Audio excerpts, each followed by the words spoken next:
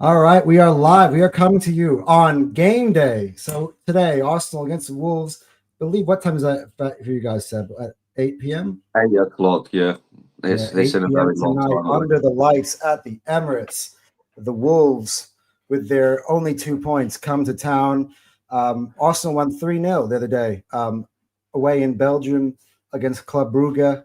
I actually now realize it's called Club Brugge after watching the coverage because I was kept calling them Bruges. So yeah, Yeah, me too, good actually. win, Madueke at the double. Yeah, so big topic today. I've actually dropped it in the poll for all you guys. Is Victor Gyökeres going to become the striker that we all thought that he would be? What was the wording I said? I said, will Victor Gyökeres is Victor Gyökeres going to become the striker we all want him to become at Arsenal? Yes or no? I'm interested to see the answers because we're going to talk. But firstly, we got a special guest, Seb. Seb, of course, has co-hosted this program on a couple of occasions. Now I got both him and Cal in the building. But let's start off, obviously, as always, with Cal. Man, how's it going, man? How you been right now? How you Pretty feeling? good, pretty good. Pretty happy with the win that we saw, which was emphatic. It's really good to see, our subs in Madueke and Martinelli coming on there, starting a game and playing really, really well. And I think we really, with heavy rotations, we showed that, our squad depth is formidable. So it's really, really, really good. From a game perspective, in terms of a fan base and argument perspective, for me personally is getting into way more arguments than I thought I would be. But I guess we'll get into it during this show concerning Yeah. a certain striker. All right. And everyone, by the way, follow Seb at Seb's Shirts. Regular on the Football Terrace. I think you're about at least on the Top 6 show at least once a week. So everyone knows who you are by now. One of my absolute favorite Arsenal fans. Honestly, I love talking to Seb. He's no nonsense. He always goes with the data. He doesn't. I feel like I don't know about you, Cal, but I feel like Seb doesn't have a bias towards anything. He just tells you Seb is how it very is. level-headed. He's Yeah. very chill. So we He's have to. not. So He doesn't we have get. I have to He bring the doesn't get most too high or level-headed too Arsenal low. fan I know. Pretty much. I have to bring the most level-headed Arsenal fan I know to discuss our main topic of the day, which is obviously in the title and on the thumbnail. But first, bro, buddy, how you going, man? I'm good. My voice is a bit croaky, so I do apologise. I am a bit hungover, but we're going to get into talking about some Arsenal today, so it'll be a good hungover remedy. But yeah, off a big win in Europe last year. Obviously, some of the conversations after that game was interesting, and yeah, I can't wait to get stuck into talking about it. Yeah. Yeah. Meanwhile, guys, let's talk about the game the other day. The game in Belgium, Arsenal 3, Club Brugge 0. What were your main takeaways of that game, Cal? Like, we made many changes. We had Norgard playing at the center of defense. I had my doubts about that before the game, but I thought he was actually pretty brilliant. I thought he was his best game as an Arsenal player, playing out of position, which is freaking insane. You've been a big critic of his this year. What did you think, first of all, of? Well, I think we'll get to, I think, obviously the star man of this game. Yeah. But what do you think about Norgard? Because I thought the tactical decision by Arteta to start him at center back was a very interesting one. How did you think he fell into that role? I think if you've been paying attention, it makes a lot of sense. I think like I've been very critical of Norgard. I know we haven't seen him much, but I haven't been impressed with any of his cameos at the DM position, mainly because I don't think he does what Arteta wants his DM to do. I think Arteta really likes a controlling DM, a technical DM, and I think we got a taste of it with Jorginho. When Jorginho first came into the squad and we saw him play, he was very, very. I thought he was really, really good for us in certain games, and it was just his age was literally the only thing. If he was 5 years younger, he'd be almost like the perfect player for us in that position. And I think that kind of vision got realized with Zubimendi, because Zubimendi is a similar profile, and Zubimendi is a controlling DM, and I think that's how Arteta wants to play. And when I saw Norgard play, I think Norgard is a bit more of a destroyer, and he will break up the play more, but I don't think it's necessarily what Arteta wants in the system. And him playing in the centre back, I think he's kind of where he's supposed to be honest with you. At least for starting games, I don't think we're going to see Norgard start too much games as a DM, but I do think he will come on as a maybe relief guy. And yeah, I was really happy with his performance. I think he did well, so I'm happy with him playing as a backup center back for us as well. Yeah. What about you, Seb? Like when the lineup came out, we had a brief chat in the group chat, and you said you loved the idea. So what do you think about how that turned out? I thought it turned out marvelously, but I think the thing is with Bruges, I think people underestimated them a bit. They did score 3 against Barcelona, but Barcelona now have a notoriously high line. But the thing is, he's been brought in, but we all know he wasn't brought in as a starter. He was always brought in to make substitute appearances. He's been brought in for those games where we're 1-0, 2-0 up, and we're trying to see a game out, and that's when he'll come on and shore up the defence a bit. But I thought it was a very interesting approach. Let's be honest, it was a risk, because if we did start conceding goals there, someone would look at Arteta. But we just it was out of desperation, really, because we just don't have anyone there who's fit at the moment. But I thought he slotted in perfectly well. We didn't really look in any danger, really, at any points of the game. He did have some nice turnovers and counter-attacks, but Norgard looked really good in there. He was demanding in there. He was dominating aerially, because we've definitely missed some height in there since Gabriel's gone, and he did offer that, so that really did help. But I was very impressed, even with his ball playing from the back. There was no problems there at all. But yes, went in there seamlessly. I'd probably see if I'd probably start him against Wolves as well, because you don't want, obviously Timber's been out, you don't want to put him straight back in, or Saliba or anyone else, an aggravating injury against Wolves, because he can play against Wolves. There's not much threat there, so I would start him against Wolves. But yeah, I was quietly impressed with his performance in midweek.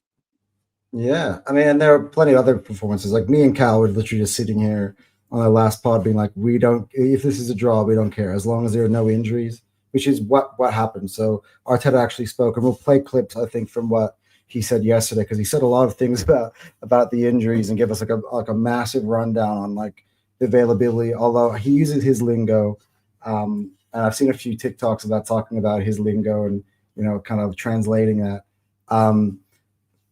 But overall, the performance, like from like Noni Madueke more specifically, and Martinelli, and it was a 3-0 comfortable win from Arsenal, and we fully rotated the side. Like, what do you guys think? Like, how are you feeling after seeing that? A game where we literally had zero expectations for. We literally didn't really mind as long as it wasn't a defeat. And yet we went out there, we looked so dominant, where the game was done within an hour. Yeah, I think. I think it was I think it was a pretty good win. I was more surprised I was very surprised, as I said, at the start, with how well Madueke and Martinelli are doing. And I don't know what it is with those two guys, but they just love the Champions League. They seem to love scoring in the Champions League. Especially Martinelli. He's bagged again. He just keeps doing it, and it doesn't really matter what type of goal he's scoring. On the transition, he's scoring, cutting in and shooting.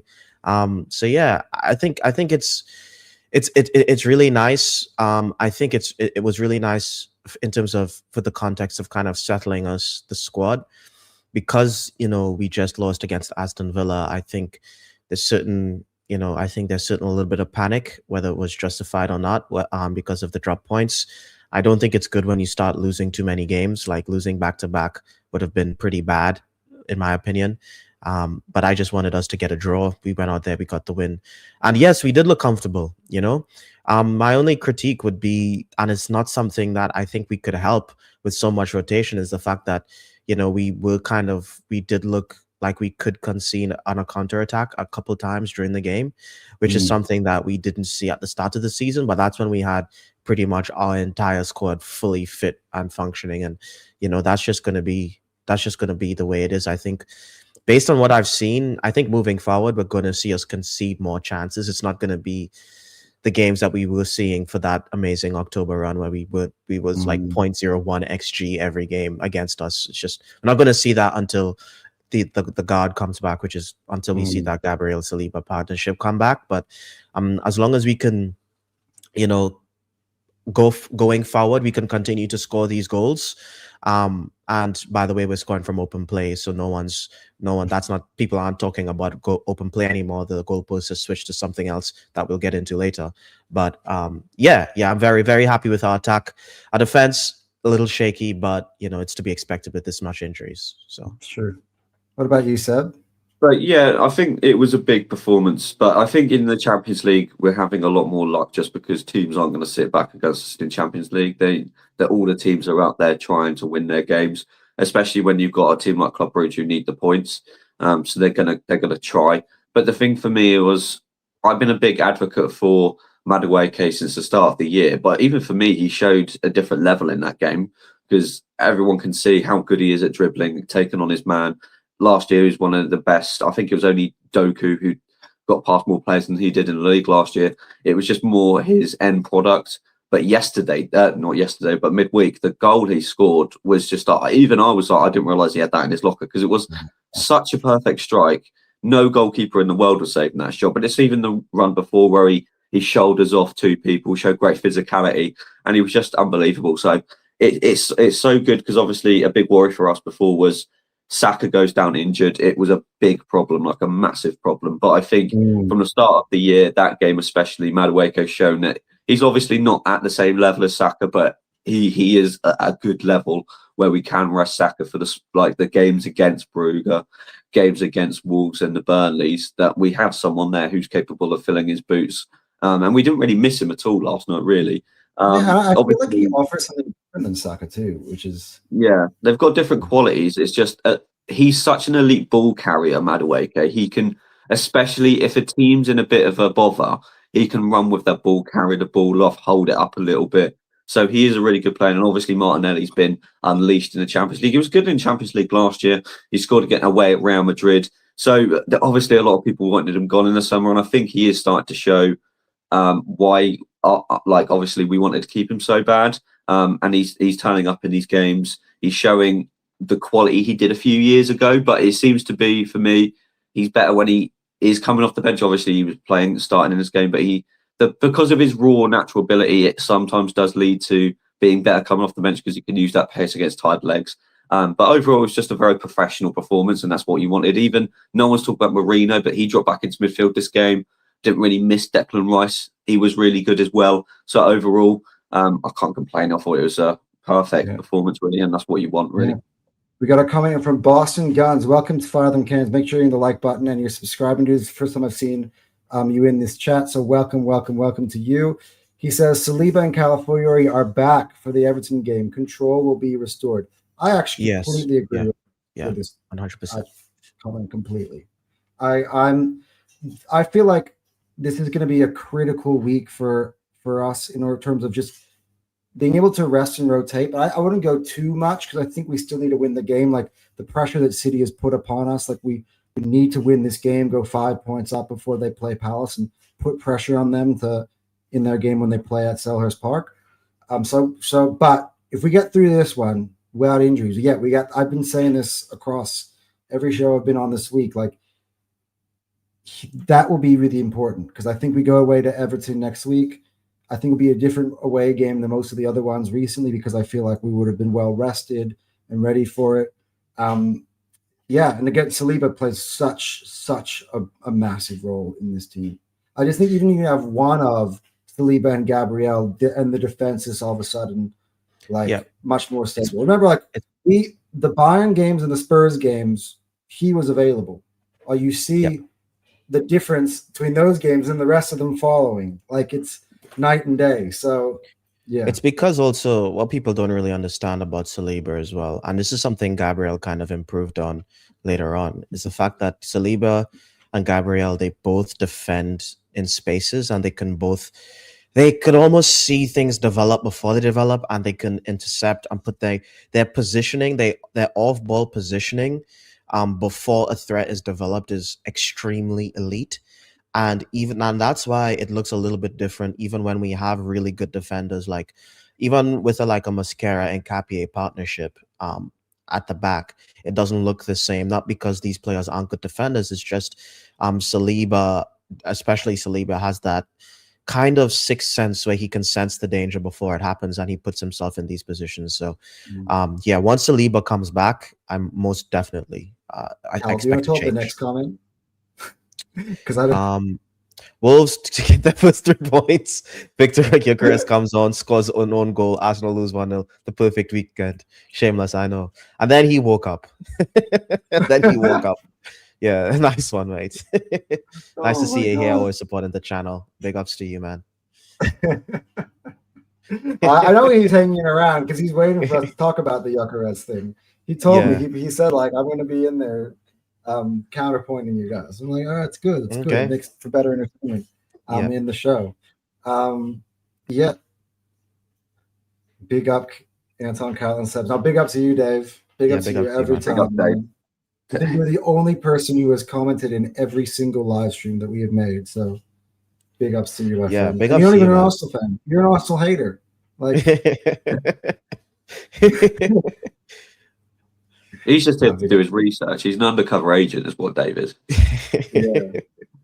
As if it's going to help Man United. Although, not to spoil my other video, I put Man United as number 3 rank on the tiers. Okay. It's going to be it's my title of the video. Okay. Yeah. You know what it is though. Like I feel like with the United, and I know I'm getting a little bit off topic. Am I lagging a little bit? I feel like I'm a little lagging bit, just a tiny bit. I know I'm lagging. I hate to get a little bit off topic here, but I feel like because Liverpool, Chelsea, and Spurs have all of them had such poor form in recent weeks, that Man United's run actually hasn't been that bad, which is why statistically they rise a little bit above them. Well, I don't know what Seb thinks, but like that's just kind of my idea behind that. Like they talk about United like it's the worst, like they're the worst team in the planet, but they actually have not been that bad. They've been pretty stable. Like there has been progression. I think since October they've only picked up 2 less points than we have. So they have been really good. I think the problem with Man United is they win games while still looking really bad. So even then, United fans are like, "Oh, we won this game," especially like the Wolves the first half. So they win games, and then United fans are still like, "Oh, we're so bad, it's not sustainable." And then you obviously get performances like you did against Everton. So it's just such a mixed bag with United. You can't predict what is going to turn up with them because one game they can be really good and genuinely really good, and then one game they're just awful. It's just no consistency. And just to wrap up the Man United segue, is just and the main thing with that is the fact that I think their style of play is ass, but they just have more quality than most teams in the league. They're probably in terms of quality of squad, they're probably 4th, to be honest. I would say Arsenal. It'll be Arsenal, Liverpool, Manchester City, Chelsea and United have probably around the same level in terms of player quality. Maybe I put Chelsea ahead of them, so they're probably like 5th in terms of just raw player talent, and they can literally and their talent is in the attack. So I mean, like if they can get, they can just brute force. They can brute force wins. They can just brute force wins. Parts to that where I see the upside. Like they get the best out of Sesko. Let's say he starts, because let's be honest. I know Seb probably thought this at one point. I imagine that Sesko's just got an insane upside. So like at some point, if that upside does come into play, they could go up levels. I think Cunha necessarily hasn't been the same sort of form that he's been with last year at Wolves. Like I think their forward line, I think they got way more goals in there. I just think they just need to properly position Bruno. That's all I really think. I think they properly position Bruno where he should be. I think they're going to get the best out of that attack. This guy, Cal, I said from the start, at the first game, no manager coaching improvements, just better personnel. Terry didn't understand me. Like most times. But yeah, I don't know if we want to get into the real meat and potatoes. I think this is what meat and potatoes. What really inspired us to kind of to do this second video. Any last thoughts on Ruga though? Are you guys we're all satisfied with that? Yeah, I mean, yeah, I'm pretty happy with it. Yeah. I'm good to move. Let's Yeah. get that H2O. I'm literally, my mouth feels so dry because I just was like drinking. And I'm like, I'm like needing to drink. There's a lot more. We still got some here from jokes aside. A lot of people pointing to Havertz. Did Havertz play striker? All right, I'm going to put this away and we'll come back to it because I think this is a good part to talk. Because I think I want to come at this from all angles because I actually think people think we're going to come on here and just do a full defense of VIKTOR GYOKERES. I think we need to just kind of look at the full picture and what we have availability of strikers moving forward and the type of things that all of them can offer. Because I know Seb's a massive fan of Havertz. So we're not here to come here to be bashing Havertz. Like that's kind of the spirit of this. I don't love the bashing of our players. I know I've been guilty of it at times, but like the spirit of this conversation, that's not kind of where I wanted to take this. But yeah, the big news, and I'm going to try to pull up some video clips as well that I've been seeing about just kind of some of the stuff that's been said about GYOKERES. Actually, interestingly enough, in the last 24 hours or so, there've been a lot more support for him. I've seen some stuff on TalkSport. I saw this really nice clip. I actually want to share it that I found. I think I put it in my saves, or it's on Instagram. Should we just give our opinions on the GYOKERES before we get into it? From an individual standpoint? Let's start. Let's start with the guests, I reckon. Let's talk with Seb. What are your takes overall on VIKTOR GYOKERES? I think the big problem is an overall thing with football where I don't think a lot of people give signings enough time anymore. There should be some criticism of him because he hasn't done so far what we wanted him to do, which is score goals. So there has to be some criticism, but I do think a lot of the time it goes over the top. He still scored goals. Like when we talk about how good Ekitike is, he's only just behind Ekitike's level of goals. It's obviously a lot of his is coming batches, but he did score 2 against Atletico Madrid as well. But I think with GYOKERES, it's not a coincidence we still score more goals when he's on the pitch. I think there are qualities to his game that are underappreciated. I know it's not why we brought him in. We didn't bring him in for his hold-up play and things like that, but his hold-up play is really good. He allows a lot more space for the wingers on the side. It's not a coincidence that the wingers are scoring more goals. Saka looks a lot better this year because players can't double up on Saka anymore because GYOKERES is in the middle, so they just can't do that. It's different when you have a striker like Havertz or Jesus who's going to drop in the middle, build up the play with the midfielders.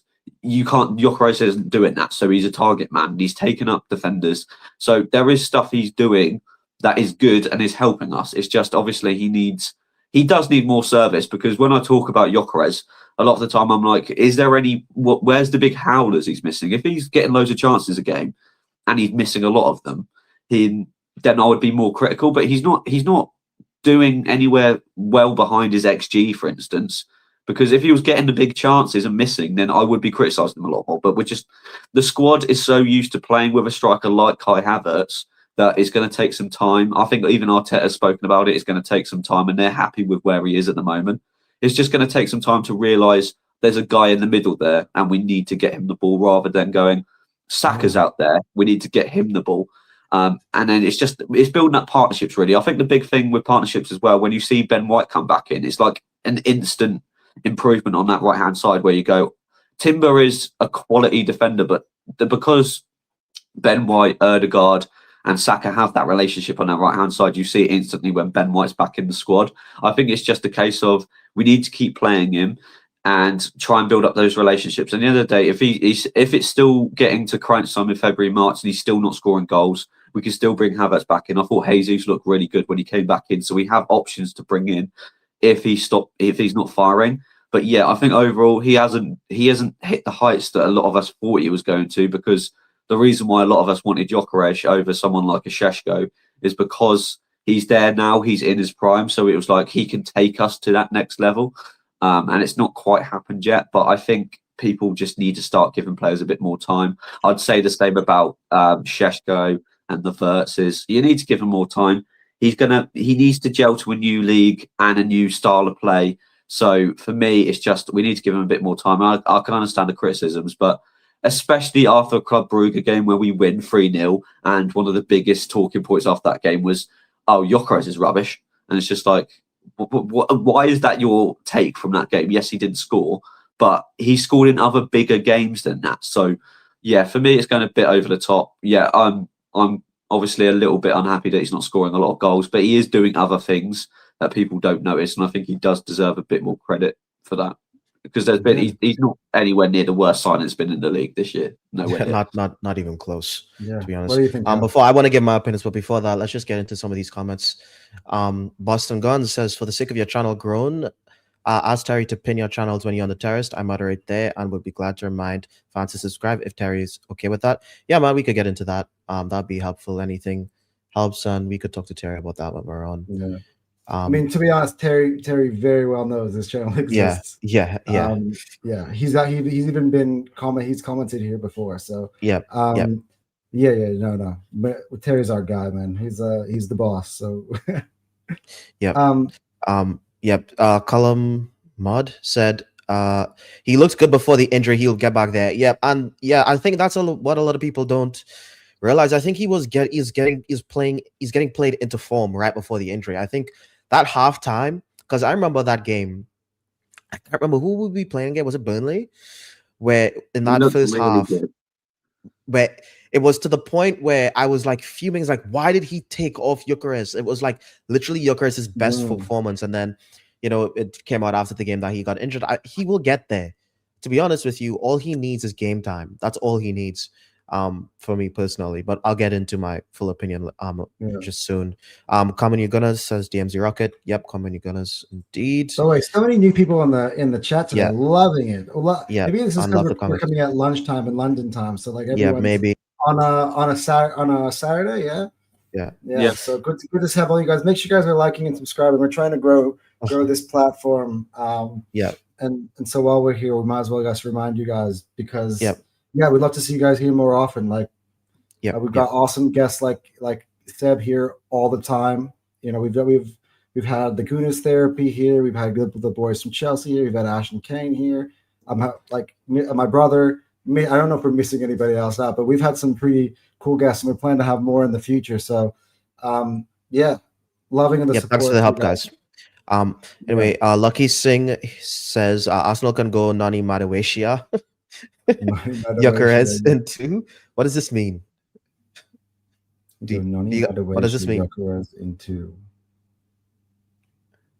You're saying we should start Nani and GYOKERES? Is that supposed to be what's Madaweshia? Is that what you meant to just say Madawake? Yeah. You're gonna have to elaborate. Maybe on I'm just not intelligent enough to get the joke, if it is one. David again says, "Well said, Seb. You got GYOKERES to perform now this season, but agreed he needs some time. In regards to Ekitike, we can all agree Ekitike looks much better in all-around play along with goals. I just feel like he did at the start. He doesn't. I don't think he looks back a little bit. But the thing is, with Liverpool, he looked really good when Liverpool were playing really well, so he stood out in quite a poor side. Whereas because we've been really good, anyone dropping down a little bit of a level does make him look a lot worse. But I think he has looked really good. But obviously he's gone in a bit of a dip. But I think the thing is with Ekitike, he's really young anyway, so he's only going to grow, which is why it made no sense why they signed Isaac as well, because they're very similar profile of players. Yeah. So I think Ekitike is more technical than Isaac as well. GYOKERES can go into. What does this mean? What do you mean he can go into?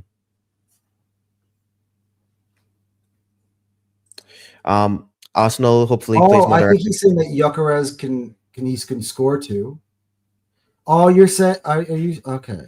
He thinks that we're gonna win 3-1, and on GYOKERES and Madueke scored 2 and Madueke scoring 1. Yeah. Oh, I see what you're saying. Yeah, I think that's not outside. I really hope GYOKERES scores against Wolves. He needs it. Well, I think if he scores against Wolves, I think it just takes so much pressure off him as well. So. Dave says play 2 up top is what he means.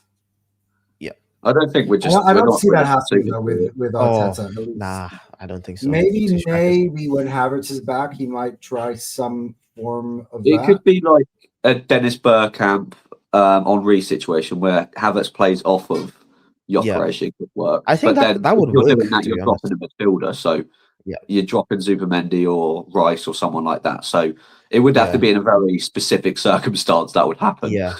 But it wouldn't be a bad idea. No. Yeah. Any thoughts on Semenyo being available in the next winter? I'm gonna go to. I think everyone knows what me and Cal's opinion is on that because we've mentioned it so many times. What are your thoughts on this? I think the Semenyo situation is a bit strange, to be honest. I don't think it really makes that much effect on us as a side, just because I don't think he's much better than what we've got already. I think he is a really good player. I just don't think we need him.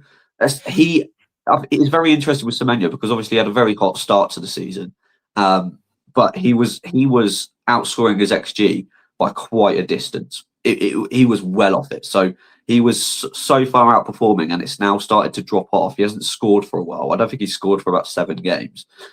So to me, it would be interesting to see that step up. I'm not sure if he would be able to take, because especially at Bournemouth, he thrives in space, and he is a big ball carrier for them, and he is their main guy. Coming up to a bigger side, he's obviously not going to have that on him anymore, and he's not going to have as much space. So the fact that he's already starting to drop off already this year, granted he had a bit of an injury, it is a bit more worrying to me, especially with Martinelli's been fantastic this year. I think Trossard is one of the most underappreciated players in the league. So I don't even think if we sign him for that how much many money. Premier League goals does Martinelli have? Because he's got 5 in the UCL, Yeah. so he must be Arsenal's leading goal scorer. I Semenyo personally ain't a guaranteed starter. He's just not. I just think don't for the think price, I think for the price, it doesn't make sense for me personally. Yeah. I'm a Yildiz guy. I think we should, because of how young I he would is, rather and, get Yildiz as well. and, Yeah. and in terms of for me personally, and I've said this, I keep saying this, it's decision making for me. When I watch Yildiz play, he has elite decision making. He knows when to shoot. He knows when to cross. He knows when to pass. He's not gonna dribble past 6 players and put it top bins. But when I feel like for us, the way our system works, he's closer to Trossard than anything, to be honest. And if we can get someone a better version of Trossard, maybe that's dude, that would be absolutely amazing. Even if he's not better right now, I don't think he's 100% better right at this moment. I think in terms of building the squad for the future, I'm training him up. I think he is going to be a world beater in the future. So that's what I think. Yeah, Trossard's getting into his 30s now anyway. Watching We're going to the have game to the try. other day, though, you understand actually that maybe this actually works out very well with this Gyökeres conversation, because Cal was saying to me something backstage I think rings really true, which is that Arsenal fans just love to praise or love to what's not here. We're never really appreciating what we've got. And what we realize we have got, by the way, is Leandro Trossard, who has been exceptional this season prior to his injury. And I think he'll be back and he'll be fine. You have Martinelli, who's got 5 goals consecutively in the Champions League. You've got Madueke, who's now hitting form now.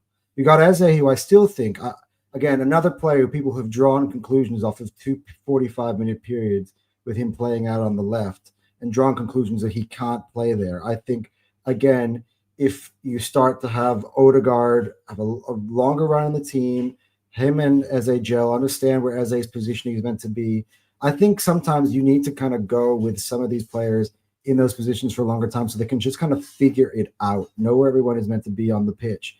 And we get 45 minutes spots and you're like, okay, no, that doesn't work. Well, yeah, the first time you try it, they don't really know each other's games quite yet. So like there's so much that goes into it. I think we've got so many options. And when I say options, I know a lot of people go like, oh, we have this player, he can play there, but he might not be a good player. I've heard this conversation with Arsenal fans all the time. But these players are actually quite quality. And we have so many options of people who can play out in the wide positions. We just got Jesus just came back as well, and who can also play out in the wide position. So I personally, like, I keep going back and forth on this, but the more I think about it, I just don't think that the club is going to need. I think we need to invest more in depth in the midfield more than on. I think he ends up going to Tottenham. Personally, I think Tottenham need him the most. I don't think Liverpool get him just because Slot loves Gakpo. So I just don't think he's guaranteed starter there at Liverpool either. So I think I genuinely think he ends up at Spurs. To be honest, they wanted him in the summer. They pushed really hard from him in the summer, and they didn't get it over the line. But now there's a release clause out, and that release clause goes down next summer as well. He's around 55 mil in the summer, so I think Tottenham go for him. But the other thing about Semenyo is, I feel like I said this on my channel, like about right when all those links started happening. I said I don't think this is a good thing for him, because he was playing so well with all the pressure off of him, and people were just appreciating him as a Bournemouth player. Like, look how amazing he's playing. All of a sudden, we're put his name out there as like the hottest name on the market, and it's like, well, if his performances drop off prior to that January window, he's no longer as hot of a commodity as he was at the time. I don't think you can control that, though.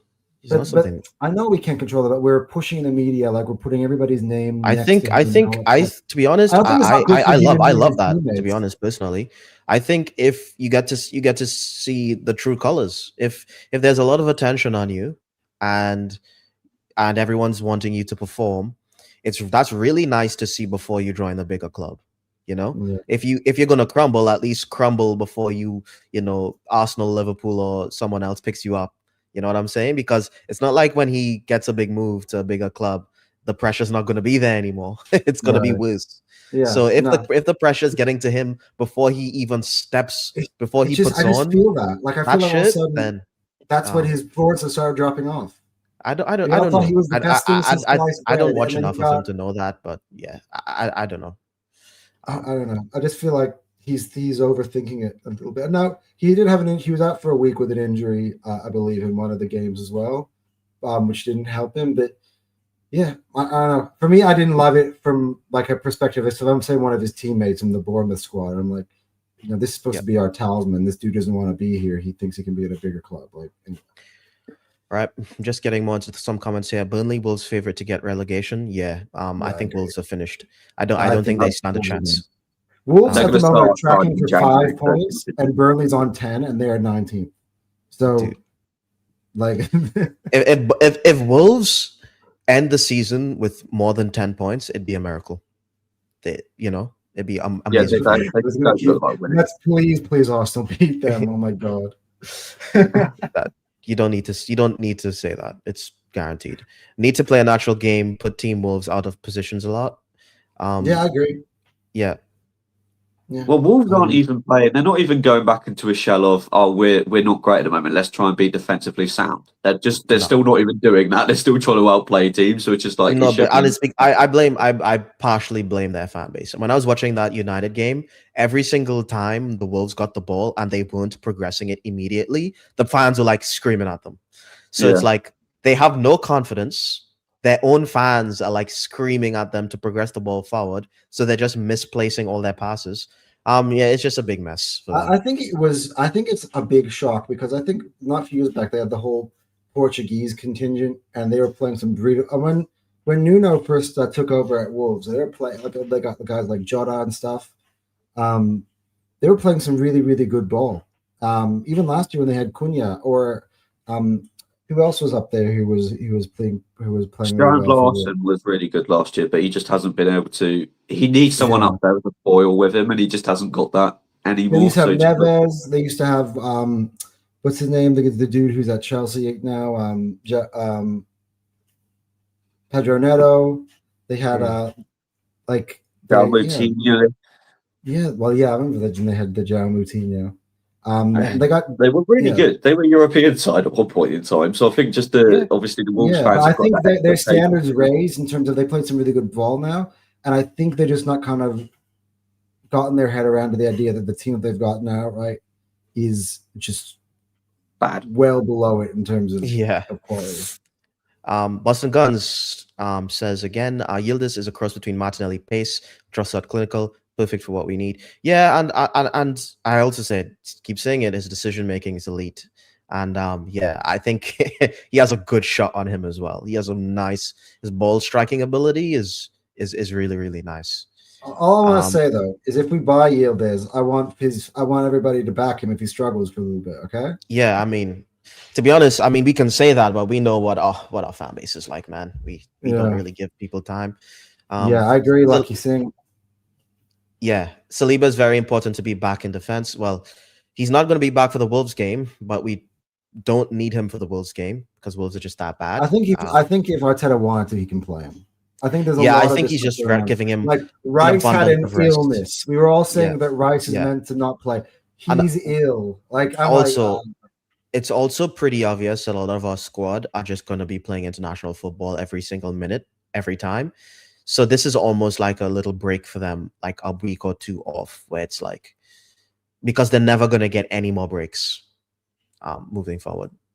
yeah. I trusted our centered midfielder that much. We've tried that last year though. Yeah, We tried not a playing big him in fan. the 10. It didn't work. Like there were times where Odegaard was at when we were playing him in the 10, and I just thought we lost fully our creativity in the midfield completely.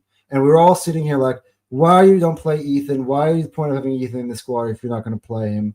And he never got to play, ever got to play there. And I was just, I think we've tried that experiment. I just think it hasn't worked.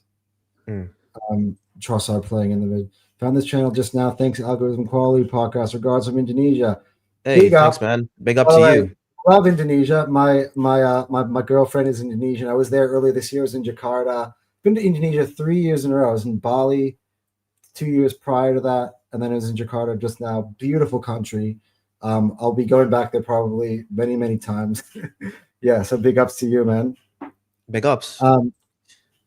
David says they had Vitinha mates when they were following the Portuguese way. They were a solid Prem team. Yeah, I think they sold. That's right. They had Vitinha. Oh, they sold. They didn't replenish. They sold and they didn't replenish. Essentially, they got rid of a lot of their really good players, and I think that happens to a lot of teams. I think Brighton's pretty much the only team where I can see consistently sell extremely good players, but consistently recruit really good players. I think every team has that kind of. I mean, it happened with Leicester where they sold all their great players and then they got relegated eventually. I think the same thing's happening with Wolves. The Vitinha situation is really funny for me because I remember it was the same season we got Vieira because it was those two were like their creative hub. Yeah. And I was like, oh, we've got the better one out of there. His stats are so much better than Vitinha's. Obviously, he had more GA, he had more chances to create. So I was like, we've got the better player there for less money. I was like, that's great. And look at it, it just didn't work out at all. Hindsight, bro. The Eucharist narrative, Ricky Donson says, the Eucharist narrative is useless because the team is winning. We are top of the Premier League and the Champions League. If it ain't broke, then fix it. This is what I'm saying. We're getting into it, but this is the we're point. Gonna get back into it. We've fully come off of the. This is we've the fully point. come off of it. We're not doing him justice. We've literally 100% correct. 100% correct, Ricky. Yeah, absolutely agree. VIKTOR's manager. Yes, and this is my point. VIKTOR's manager and teammate need to help him. That never pass early to him or give him something to run onto. He's a center forward. Fucks it. Exactly. That's going to be my point. That is going to be my point. That's the thing that drives me nuts, right? Like it's not as if there's a lot of players, like young players, right? Who sometimes, I can't say, oh, he hasn't been given a chance. The reason why he hasn't been given a chance because he hasn't performed well in training, he hasn't impressed the manager. But VIKTOR GYOKERES started every single game up until his injury. And in those games, we were trying our best to kind of understand how to play with him. And just as we were, and I could see it, and I kept coming on here every week. I'm like, oh, GYOKERES, he's starting to look a little bit better. Teammates starting to understand him, expand where he wants to be. And then he scored 3 goals in three matches before he got injured. Sometimes people forget he scored a brace against Atletico Madrid. He's having to play with like a broken midfield. When I mean broken, I mean it just he was playing with Odegaard. Odegaard gets injured, and then he plays it with Neri, and then he's playing with Eze, and then everything's switching. So the attacking midfielder who should be playing off him the most is like not consistently there. You know what I'm saying? And then he gets injured himself, and then he comes back into the team, and Odegaard comes back into the team at the same time, and they're both trying to get back into form. And the thing is, it's like people are saying, like, people are trying to shit on him as well. This is the first game that Club Brugge is like the first game that he started since he's been back, and we win 3-0. It's like I really don't understand. That's the part. And by the way, I don't like how people like to shit on this point because I think it's important. For me, if GYOKERES scores 0 goals still tomorrow and we win 7-0 against Wolves, I'm not going to care. Like, Yeah. The thing is that, like, when he's been on the pitch, and I feel like there are two things that are going on here. One thing is by the way, is that in his absence, the team is kind of sort of acclimatized to playing without a striker and playing with the Marino up front. So we had to kind of like change the way we played to accommodate Marino's strengths. And now they're trying to transition kind of back out of it. And that was the first game where they had to do it, right? Because Marino started even when Gyökeres has been fit in the last couple of games. And by the way, he only played 60 minutes, not because he was crap. He played 60 minutes because that's part of the manager's plan to reintegrate him back into the team. I think you'll find he'll play more minutes today if he starts. So like, also, on this point, the players never passed him. I was a little pissed off when I saw Jesus get as much opportunities as he did watching the game. This might be a little controversial, but the players were trying to find him. I'm watching our players look up for Jesus, and they try because they want to get him on the score sheet because he's been out for a very long time, and they want to get him the goal, which is a really good thing. What pissed me off isn't the fact that they're trying to find Jesus.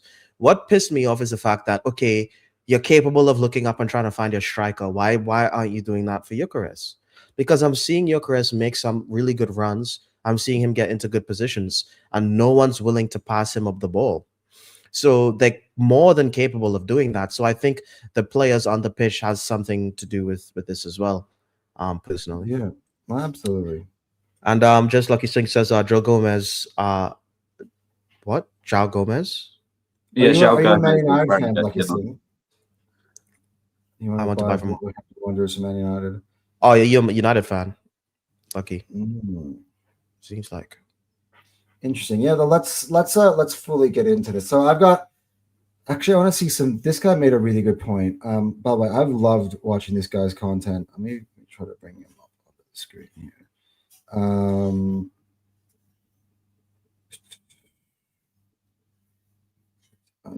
Who is it? Wait. His name is Arsenal Inside Out. He's been blowing up recently. Everywhere on the socials. Let me pull up. Do I have?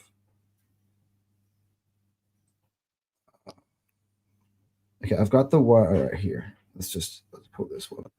Or add this one to the stage. So this is I was watching this kind of earlier today, and I think this was just really well saying what we can do to get the best out of VIKTOR Gyökeres back to scoring form. To fix the drought, you've got to understand it first. It's mechanics. Yeah. Who's playing on the wings? Are they feeding him or are they starving him? Yeah. Listen, we don't need to kid ourselves.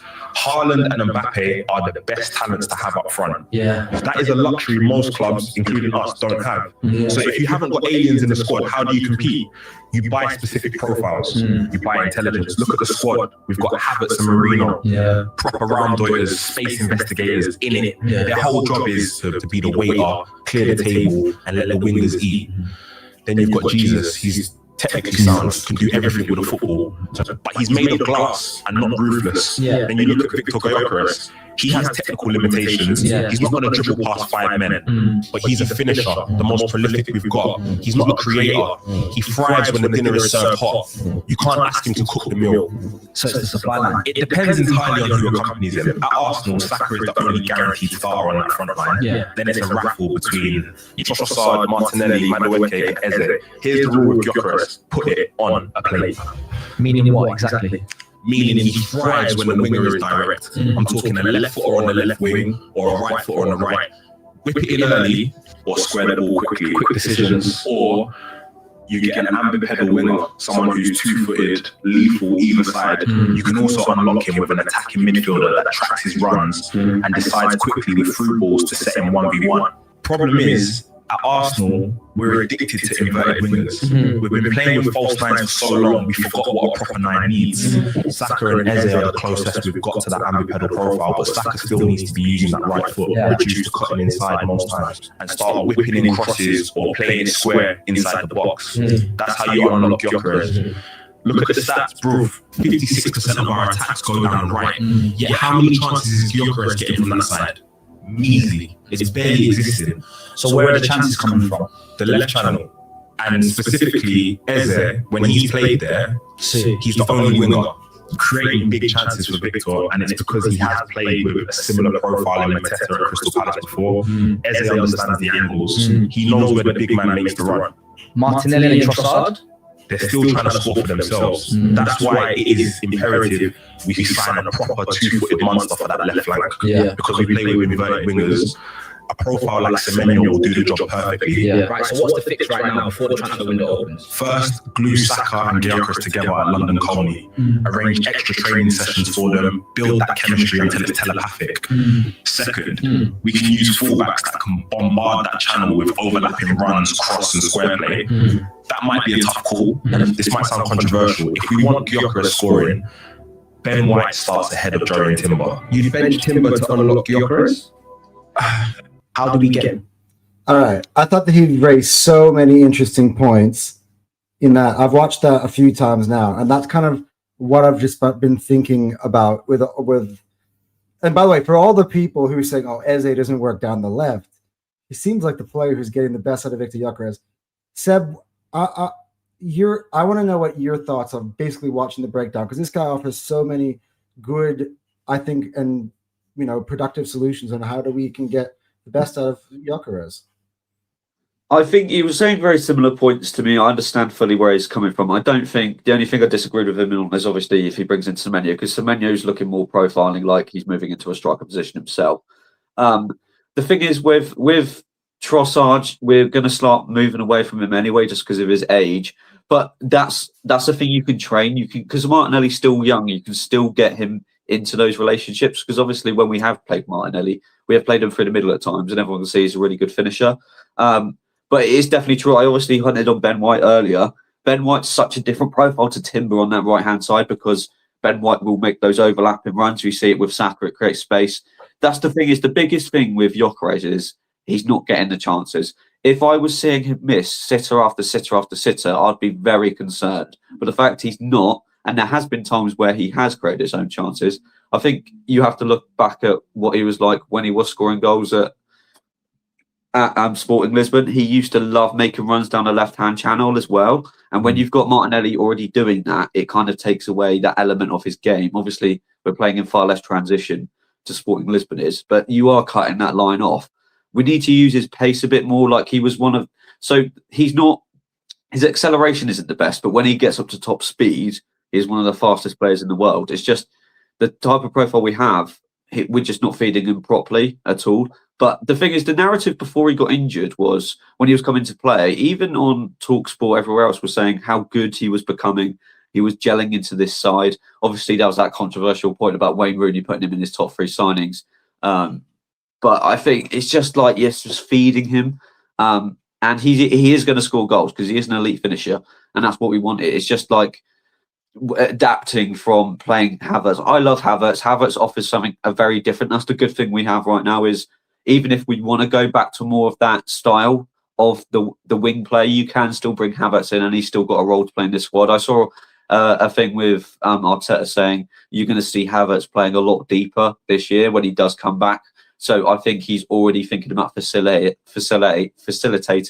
Havertz and GYOKERES in the same squad. But as we said, he was coming better. He was coming good, and it was just the injury hit at a really unfortunate time. These games against Wolves are crucial to getting his confidence back up and playing these games, because you can kind of gamble a little bit in these games, take a little more risks, because obviously Wolves don't have the firepower to try and counteract us. We can take risks, but I think we just need to focus in this game, especially, is getting the ball to him, creating him more chances, because he's just barely getting any laid on the plate for him. The thing is with Eze, I think Eze has looked better genuinely as an all-round player when he has played. When GYOKERES was out injured, you saw Eze kind of play as a false 9. When he was dropping to those areas, that's when he was scoring a lot of goals. So it's just balancing the Odegaard situation with Eze as well.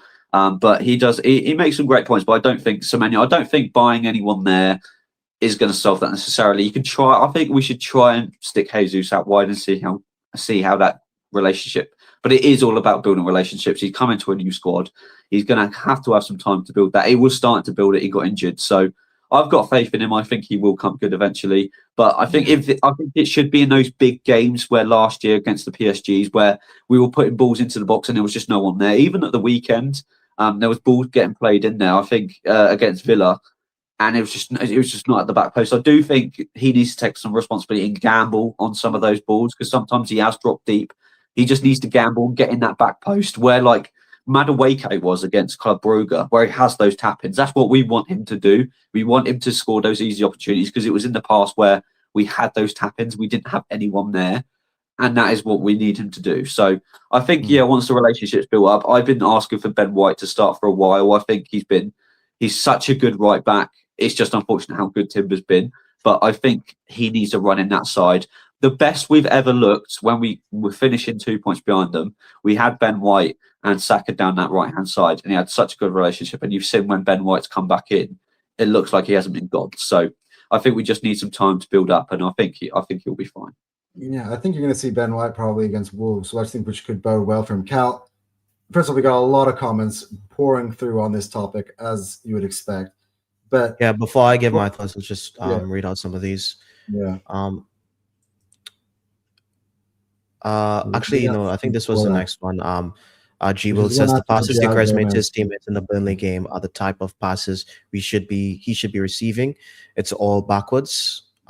Yeah, I agree, but I think at certain points, I think part of getting him involved in the game and him making the passes allows him easier to create that sort of relationship with his teammates. Yeah, I actually loved seeing the ball he played out to Trossard in that game, because then you also end up getting it back and scoring one himself. So I think the more you kind of get the ball to his feet and giving a feel into the game, I think the better you're going to get He doesn't touch the ball. He doesn't get time. He doesn't get any chance to touch the football.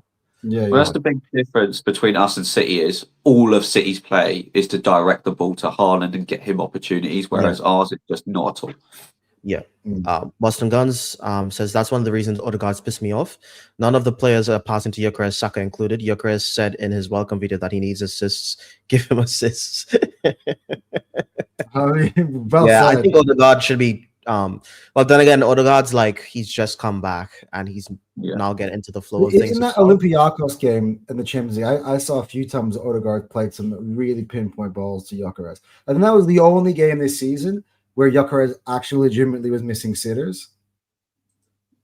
Yeah, because he just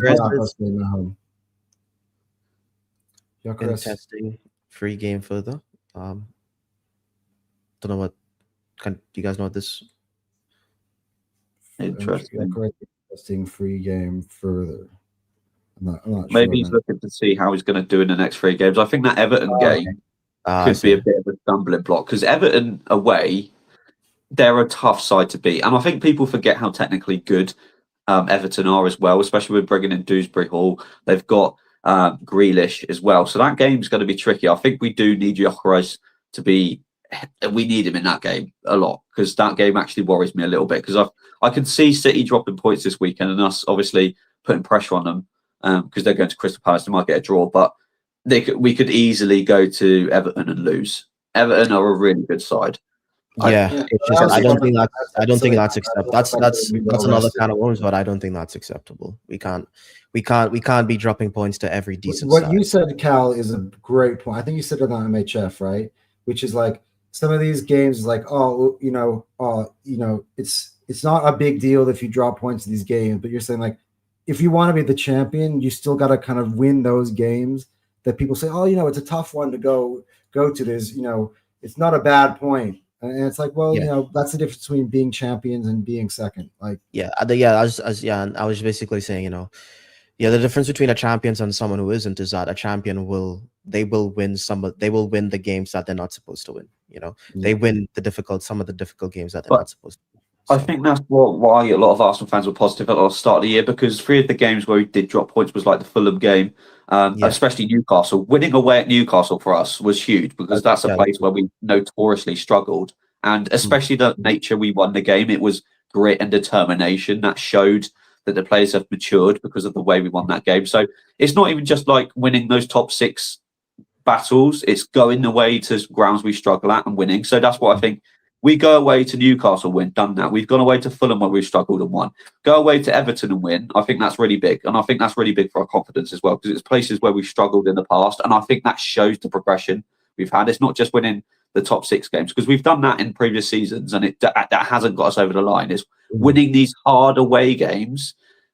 That's where the league's going to be won or lost for me. And so it's a Premier League. These teams are they're not easy. It's not easy, man. Like going away to Fulham, going away to Everton, like these teams are going away to Crystal Palace. Like these aren't easy teams to beat. They're just not. I mean, you saw City, right? 5-1 up away at the Cottage, and they almost lost that. Yeah, that game was mental. Gyökeres needs more service guys, is Lucky. Yeah, he does. Yeah, agrees. Fullback or crossing balls a bit regularly. Yeah, I don't think Gyökeres is that much of a header of the ball. I'm not too sure if that's going to help. If more players, this is what, Cal, I think you said this a few times. A lot of the ball, like last year, one of the main premises for us needing to buy a Gyökeres is the balls that were ended up being put through last season were there, that they're not there now. Like we're all. There's a big reason. You know why that is, right? It's because also Bukayo Saka he's going through a little bit of a metamorphosis this season, where he feels like he needs to take more responsibility, and he wants to be the guy. So I find him taking a lot more shots, dribbling a little bit more, trying to be his man a little bit more. He's not doing as many as the first time crosses, like the low shot crosses, that he's been doing it, or shooting across the goal. Like we haven't seen that as much as we used to. I think it's because it's almost like if it's kind of weird, because he's doing it so consistently for so long, and no one would ever be there. And now that we have a guy who's probably going to be there, he's not doing it anymore because he's trying to take responsibility and score the goals. I mean, look at the second goal that we scored against what's the game we played before Aston Villa? Brentford. Like, I feel like old Saka would just pass the ball to Gyökeres for an easy tap in. Saka literally I'm just going to take this shot, and he scores. By the way, that's the other thing. Forget about if Gyökeres scores the goal or not, right? Yeah. In so many times, I'm seeing Gyökeres in the perfect position. Yeah. So many times, like all these goals are happening, and Gyökeres is there or thereabouts. Saka has a chance to play across him that he would have been easy tapping for him. Madueke, when he comes on against Villa, I've mentioned this about 6 times already.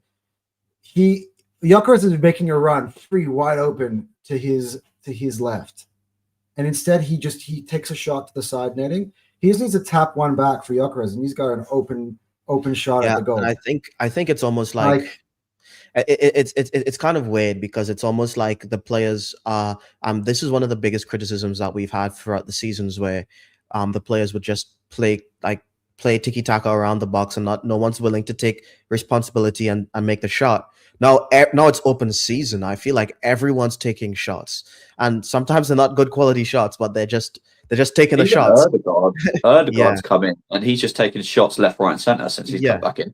But I think even when you look at Gyökeres getting in the right places, it puts pressure on the centre backs, because they don't know whether to go with Gyökeres or go with Saka. So he is having an impact on the game, regardless if he's scoring or not. Just his presence there worries defenders, and I think that's great, because before we just didn't have that. Right. So why is everyone dismissing the fact that he creates space? Like, you're seeing Martinelli and Madueke with acres of space to run into. They have the freedom of the pitch because they're trying to take account for Gyökeres, Club Brugge in the game. The minute Gyökeres comes off, I know we're giving the ball to Jesus, and by the way, I love seeing him back. But after Gyökeres comes off, we don't score. Like the game before, Villa, what do we do? What's the halftime switches? We bring on Gyökeres and we bring on Trossard, and all of a sudden, hey, Gyökeres kind of creates the block for Trossard to score. But one thing that I find very interesting about all these people, and the biggest part that what this guy said on the what his actual name is, but he's Arsenal Inside Out. By the way, I actually love him. This guy, he always makes the best point. He clearly really knows his ball. But the Eze point for me is massive. So all these people who've really given up on Eze also never bring on. So all the conclusions being drawn is driving me nuts, and I think we're going to need to get there. But Eze playing on the left with Marina was a waste. But why doesn't we try Eze on the left up front when Gyökeres is starting? I feel like you're going to get better results to me. Yeah, and I mean, we've seen that link up before. On the left by Marina. I think he's suited to play hugely behind Marino. That's Mm. you know what I mean? Like, Yep. All right. G Wills says Odegaard played for 66 minutes without passing to I'm pretty sure you meant to say Gyökeres once. How is that possible? At the moment, Gyökeres has no chance of succeeding with teammates like this. exactly. To be honest with you, I think they just need a run of games. I think they just need to build up that chemistry. You know, as I said, I think Odegaard's coming back into the team, and Gyökeres is also coming back into the team, and Eze is now playing to the left when he was playing as a cam for the last couple of weeks. So I think it's just more adjustments. It's not FIFA.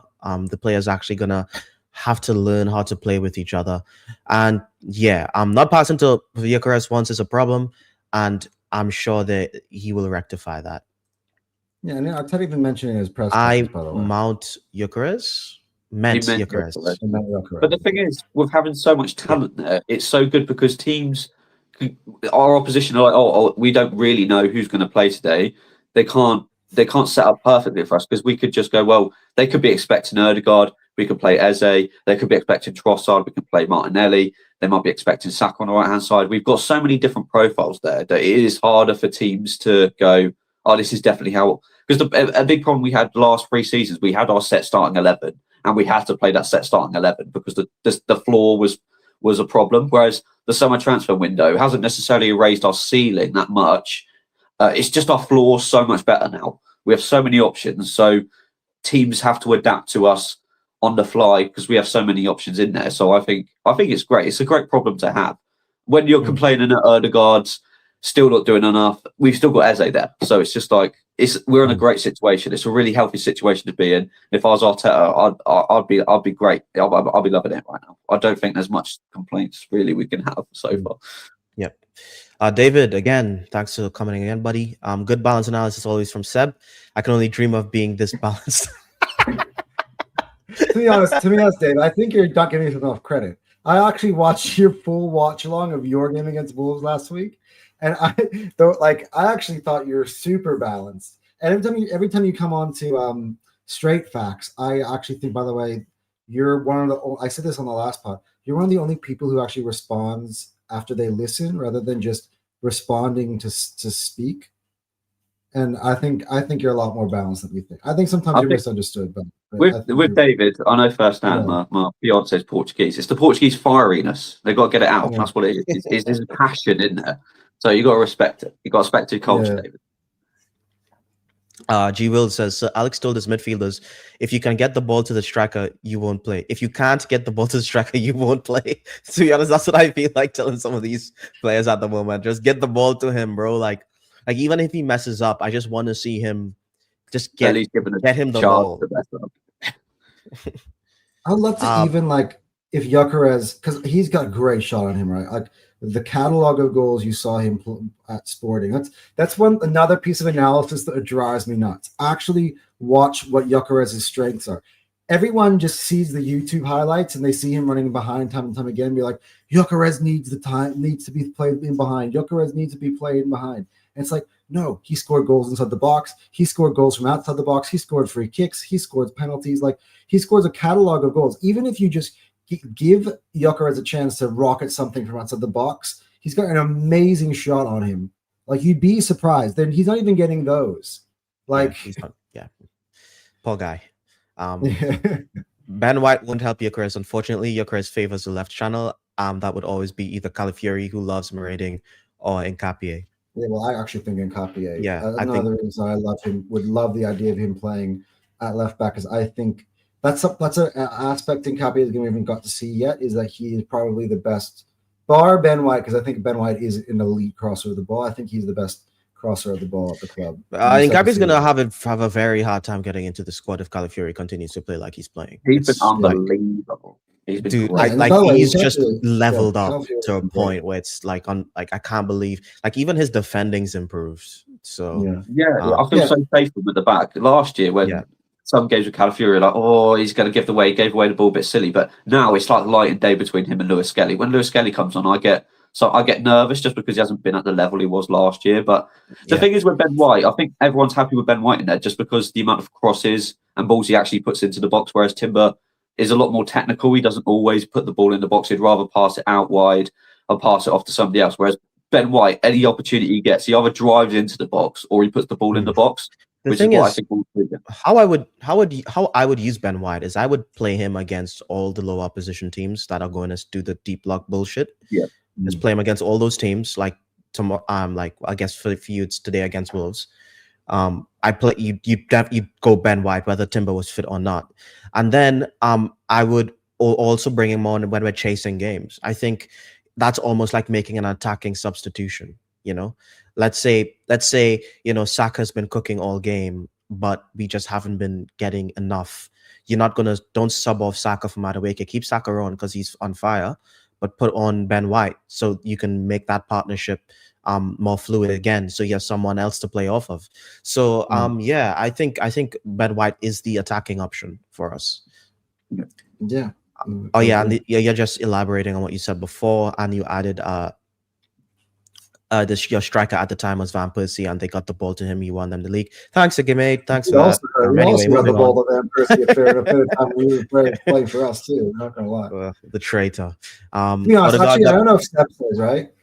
Van Persie for me in my last one as an Arsenal fan was easily our best. I mean, besides Henry, and I got the privilege of being able to watch Henry, but post Henry, I think Van Persie for me was easily the best striker we've had. Yeah, I got the luxury of watching. I went away to Craven Cottage and I watched Van Persie in a game where we drew 3-3. Van Persie was so good. His finishing was just unbelievable. Obviously, he's not as technical as some other forwards we had, like Aubameyang. I think Aubameyang's underappreciated how good he was.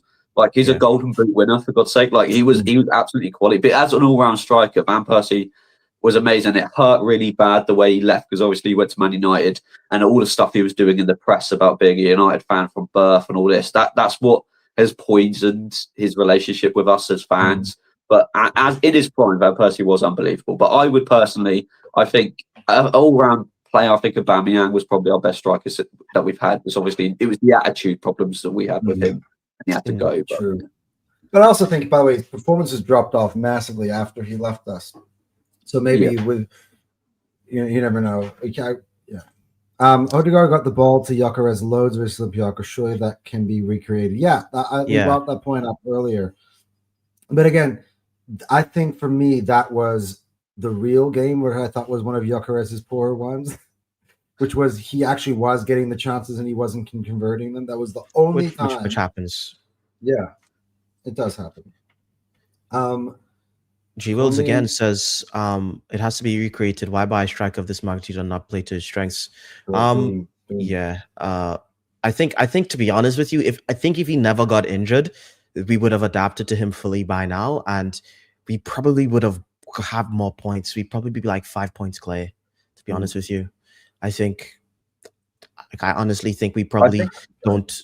To be honest, with a fully integrated Gyökeres, like how he was playing right before the injury, I don't think we drop points to. Do we drop points to Sunderland? No, we don't. Do we Ballard doesn't. Do we draw to Chelsea the way we do?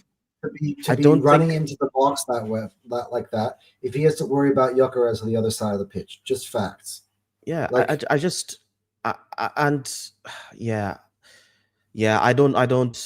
don't even blame the team as much just because of the injuries, to be honest. I think there has to be a balance when you are adapting to Gyökeres, because obviously there has to be some responsibility on his end to adapt to us, because obviously we have so much quality in the squad that we can score from out wide. So it's adapting to his games and getting him the ball, but it's also, I think he's done well to adapt to us, where he is holding up the ball and he creates so much space for the wingers. So it goes in both ways, and I think it's just one of those things that takes time. It's not like Zubimendi where he slipped in, he knows what he's doing, he's got in there straight away. It's completely different. So it is getting the ball to him more, but it's also him adapting to having the quality. He's never played with this level of quality players before. Like at Coventry, he wouldn't have had it. At Sporting, he hasn't had it. So he is in the best place he's ever been in. So I think it's just he's going to take some time, and he is getting in the right places. I'd be more worried if he wasn't making the correct runs, but he is. So it's going to work out in the end, I think. So, by the way, big up to G Wills, my guy. Oof, you just went up in my books. Do you guys know that Gyökeres is the best left back at Arsenal? Trust me, you will see. That's basically what Anton has been saying. I'm trying to tell everybody, guys. It's a similar idea, right? Like Calafiori now is getting a good. And by the way, Calafiori's been absolutely amazing. I can't. By the way, Calafiori he's now crossing the ball really well too. Yeah. That's why if you're an Nkapie fan, this is just in the fan base kind of, debating on who's the best players. Yeah. Like if you really like Nkapie and want to see him game time, like Calafiori is crossing the ball, doing game-winning crosses into the box for us as well now. So he's becoming, and I was a Calafiori hater, to be honest. Like I was mad he was getting so many games at the start. This is the thing though, right? They're all Arsenal players. One thing I hate, this is the part I don't like about I can't wait for Havertz to come back or Jesus back, that you're pinning certain fans against players of our club because they like the specific players. Like as I said, Seb is a massive Havertz fan. Seb gets Havertz shirts every single year. But is Seb sitting here and rewriting history or trying to pin one player against the other? No, they're great both options to have. Like, to be honest, I don't think it's unhealthy to have internal rivalries and debates amongst fans, whether which player is best to start for which. No. That's not what I'm talking about. It's just when. Yeah, that's not what I'm talking about here. This is okay. I'm actually going to get to it because this is the statement that annoys me the most, which is VIKTOR GYOKERES is just not working out for him at Arsenal. He's never going to be the player that we want him to be, like that type of stuff. Oh, you know what? Let's go back to Havertz. Let's go back to Jesus. And for me, it's like, what were we talking about in the summer now then? What, like as much as Havertz and Jesus have been good, and by the way, like, again, I get the Havertz part a little bit more just because we were so close to winning the title. And let's say he had a little bit more run in the striker earlier on in the season rather than us trying to toy with him as an 8. We may have actually won that year. And if Jesus stays healthy the year before that, we also may have won that year. I get all that, but we didn't. And neither of these players were available. Like to combined, the two players have played about 35 minutes, I think, combined between Havertz and Jesus this season. So, then when they have to come back, Jesus has been out. He's had maybe at this point 2 or 3 major injuries since he's been at Arsenal, and now you're going to put pressure on him to come out and score the goals. Yeah, that's not good. We're now we're creating no, but this goes to the point I was saying. Just shout out to Shino's Arsenal, because this is I said I heard it from her first, and she basically said, and this is something that's just within Arsenal fans, where it's like Arsenal fans are just in love with players that aren't available. I think Arsenal fans, they love players when they're not playing. They love them, they fall in love with them when they're injured and they've been out for a couple months, and they romanticize what they did for us and what they could do for us. They also are in love with players that's left the club. So you get a lot of, we're still getting a lot of Xhaka is going to be, Xhaka would be one of the best midfielders for us. And you're still getting. We haven't replaced Xhaka yet we have the best number 8 in the freaking world. And then you get the Partey is just is 100 million times better than Zubimendi, and Zubimendi just has been crap this season. So I think that's I think I don't know why that is with Arsenal at the moment, and we're seeing it now with the whole Havertz and Jesus is gonna completely transform the club, and we're gonna win every single game if Gyökeres doesn't start. Why would we buy Gyökeres for? We had Havertz and Jesus. No, but it's just that it's not only that, it's just not true. It's just not true. You know what I'm saying? I think all these players have their strengths. I think Havertz and Jesus, their finishing was we complained about it a lot. And let's face it, even in that little cameo that we saw of Jesus, I mean, he looked really nice, guys. He looked amazing. Jinky, beating players, shots. He still didn't score a goal, which is, we've seen that before. Not to, shit on Jesus because he's just come back, but this is the thing, right? We can't do this. We can't do this. Let's just utilize the squad, and let's not romanticize players that didn't take us across the line, man. It's really that simple. The big problem for me is, obviously, as you said, I love Kai Havertz. I thought he had a lot of clutch moments in that title race where we lost by 2 points, but I defended him so much within the Arsenal fan base and on the Football Terrace when I used to be a commentator and stuff like that. And it was just like, why is all of a sudden now everyone love him? And it was just like, you were complaining about him before, but all of a sudden now for you, he's your savior. And it's just like, I can say that, right? Because I love him. I see the qualities he brings. But the thing is, he's such a different player to GYOKERES. He brings so much different quality in the squad. I think they can play together easily. If you do want to go 2 up front, he's the perfect foil for him. You saw that. And when Havertz was in his prime, when he was coming up through by Leverkusen, he played off somebody else. He wasn't the main man up there. Havertz is a great enabler for other players, and he can pop up and score goals. He is a really big part of the squad, and I think we will still need him when he comes back. But the fact that everyone's like, oh, he could replace Havertz, Havertz will replace him straight away. It's like, no, be happy that he's coming back, because he might be able to get more out of GYOKERES. He can help him, right? The players just need to start doing that rather than bringing one of our other players down. You can still raise the level of your player you like a lot. You can still go, oh, he's really good, without shitting on somebody else. They will enable each other, and they can battle for that position, and it's only good for us. That's the only outcome. Deluded Gunnar Kimon said that on TalkSport the other day, and I clicked for me completely. I completely agree with that take. Yeah, and it's kind of weird. Arsenal fans, I think when I look at other fan bases, they will latch on to like certain players and prop them up till they like just prop up certain like Player FC guys. But we kind of have the opposite of Player FC. We have Player Hater FC.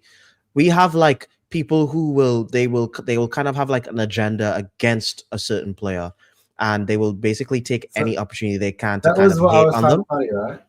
So Cal, the other day, when I was on the Gunners therapy, I was on with Hugo from AFTV, and he was talking about like, oh, how Kai Havertz is the saver. I would start Kai Havertz. And then I was like thinking to myself, I'm like, I've seen this guy. Where did I see this guy from? And I went back to a video 2 years ago. It was our first game against Nottingham Forest, and the video was titled, "I have an agenda against Kai Havertz."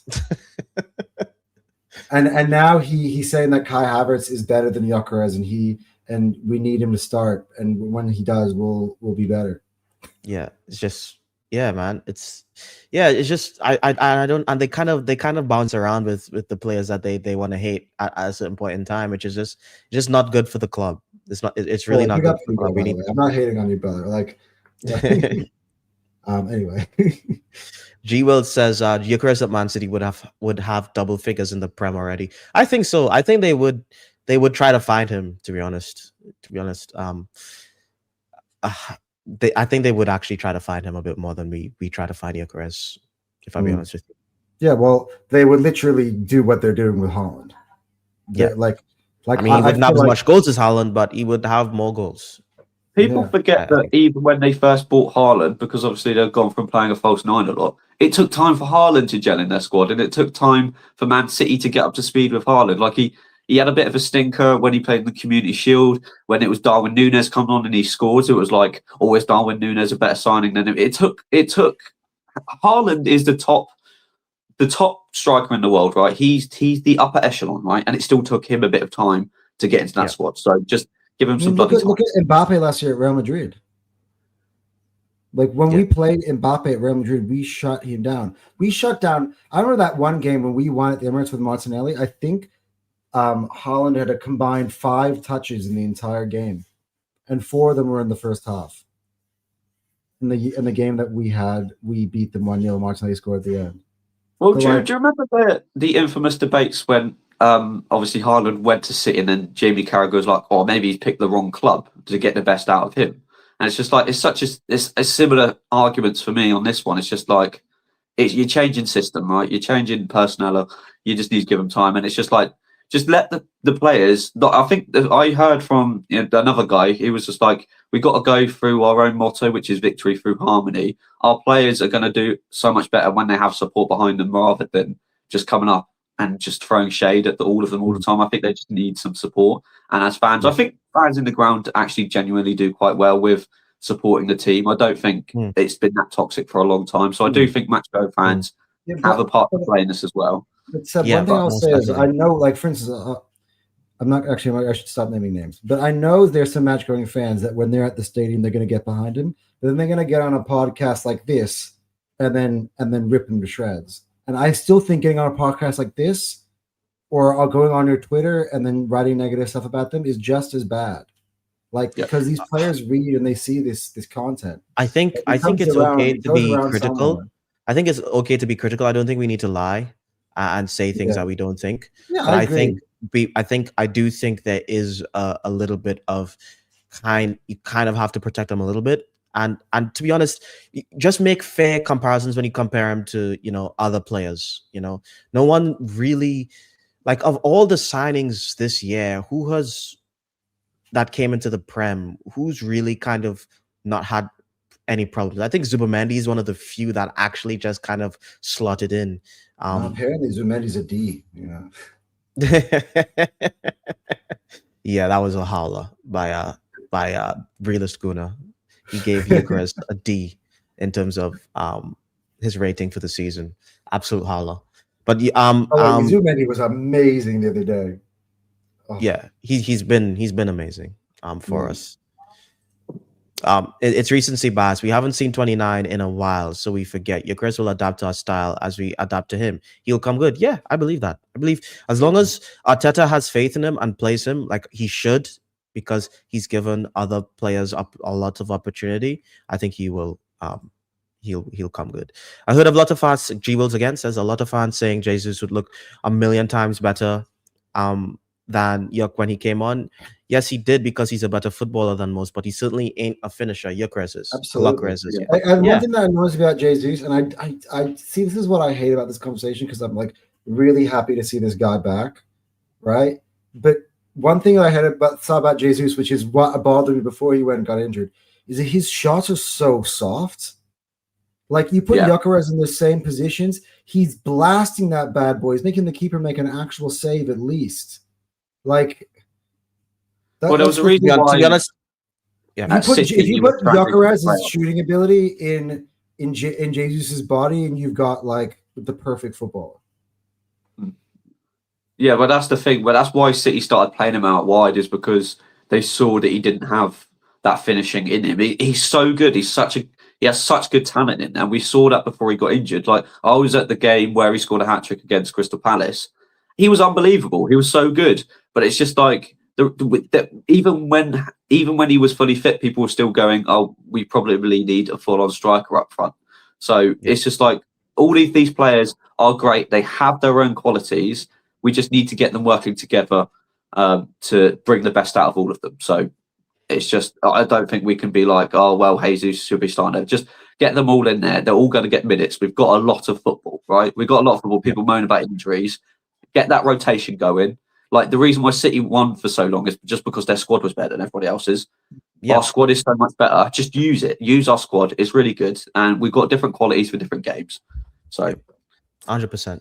And your point in City's, that's a point I've been trying to make, is that, the reason why City's won so much is because of they've had the best squad. And I said, I don't think Arsenal, we've never lost a league having the best squad in these past 5 years.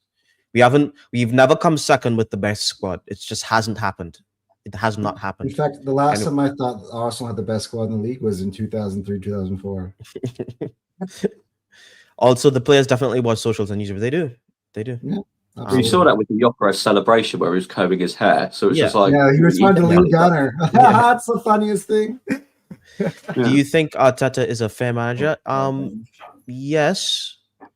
At times, I think he does have his favorites, but all managers have their favorites. All managers, like Pep won't stop playing Bernardo. Like, he just won't stop playing him.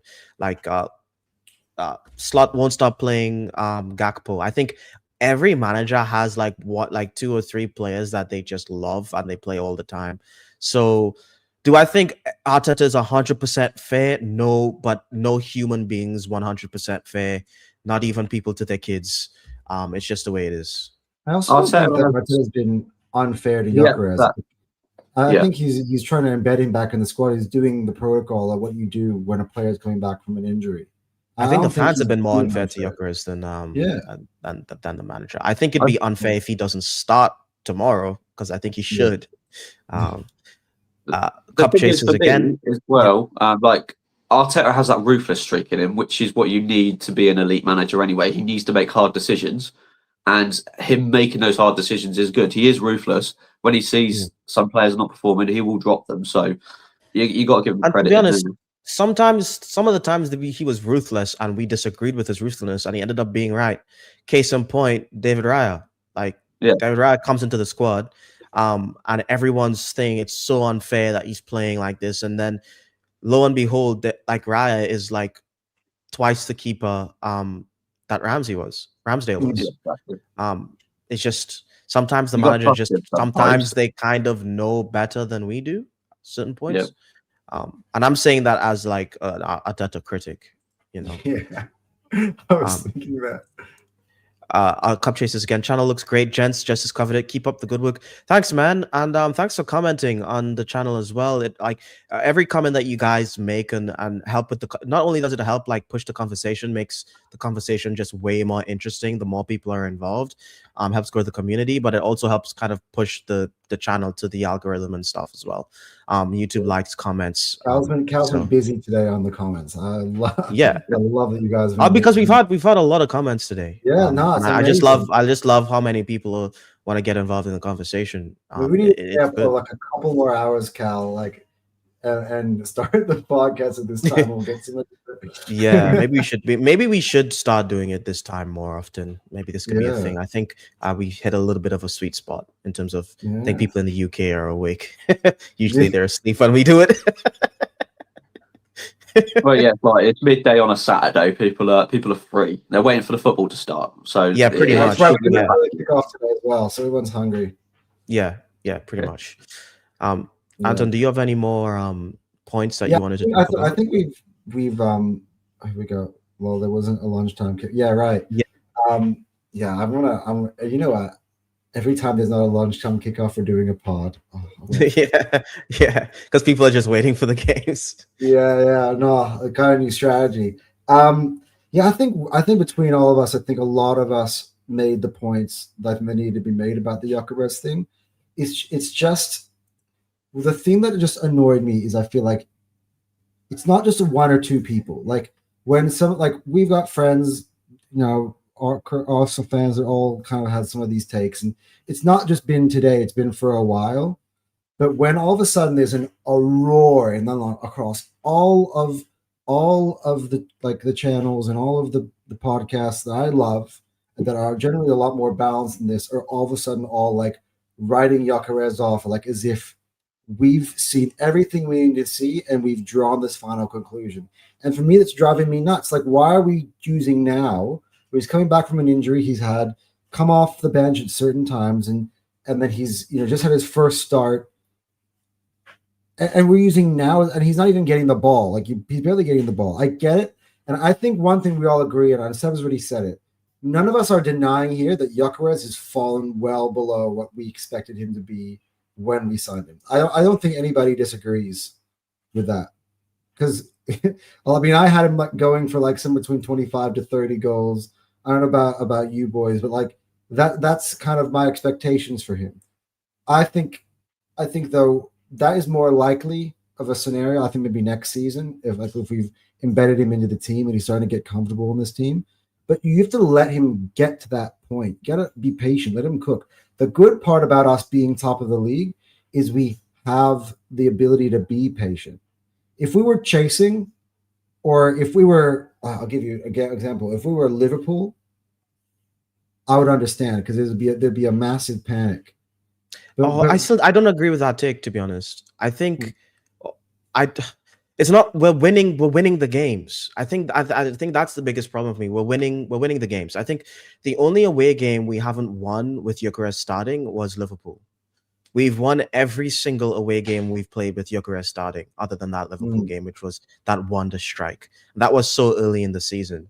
So if we're playing him and he's not scoring goals and we're losing, we're dropping points, then I can understand like outrage. But if we're scoring the goals, we're winning emphatically when he's playing, then it's kind of moot to me.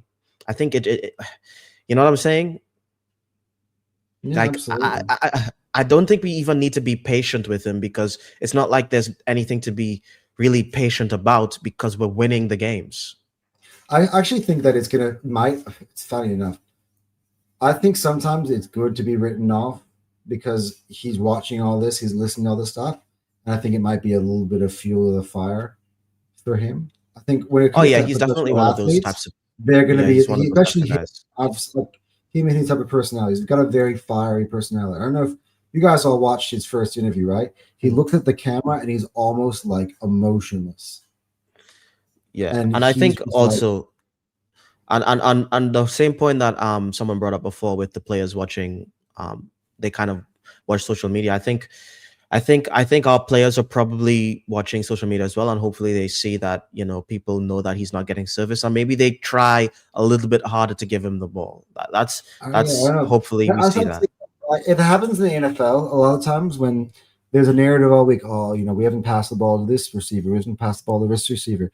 Turns out that when game time, he ends up getting like 10 catches because they're making an extra effort to get him the ball because it's been talked about so widely across the media. Like, I actually do think GYOKERES is scoring in this against Wolves. He's probably going to score. Kevin, this is like summarizes what we've been saying, for the past like 45 minutes. Odegaard doesn't play him. Saka wants to score himself. I think Saka is kind of more shoot on sight this season, and Odegaard hasn't been playing him. G Wills again says, at the moment, Arteta's ruthless streaks seem to be focused on Eze like the Eye of Sauron, but why? He has been our best 10, maybe only 10 for me. Odegaard is an 8.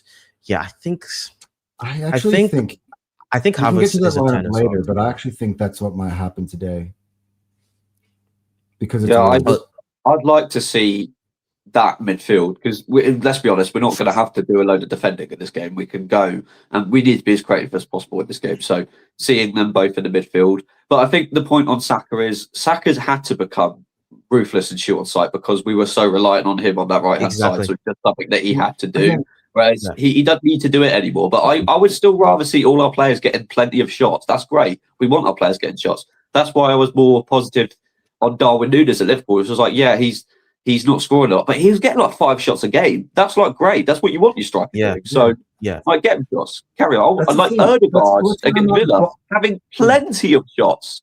Do that. Have shots. That's what I want to see. Yeah, that's why I'm not bothered. Like, it only bothers me the over the top criticism of GYOKERES. I'm not bothered by Saka scoring and shooting more. Like, I want him to do it. Like, wasn't bothered by the fact that he chose to shoot and score against Brentford. I think, by the way, I'm only bothered by the narrative of like GYOKERES is never in good position, which is a lie. Yeah. By the way, Saka being kind of a little bit more ruthless is how he levels up his game. That's how he kind of becomes world class. Like that's how he becomes like super elite. It's like because that's what these players do, right? They're the types of players that will take the game by the scruff of the neck, and he's transforming into that type of player. And we need him to be that guy, and we want him to be that guy. So the fact that he didn't, square it off to GYOKERES for a tap in and just took responsibility and just shot the ball so hard that even though the keeper got a hand to it, it still went in anyway. That's what we need him to be, and I think he should be like that. And we also forget, how old is Saka now? He's 25? 24. He's still 24. 44, yeah. His birthday. Right. See, he's still a young, like, players come into their prime like around 26, 27, guys. Like, he's still very young. So we're seeing a little bit of a metamorphosis for him. So, yeah. Oh yes, Kevin says Eze in the 10. Odegaard needs to work his way back into the team. I don't think so.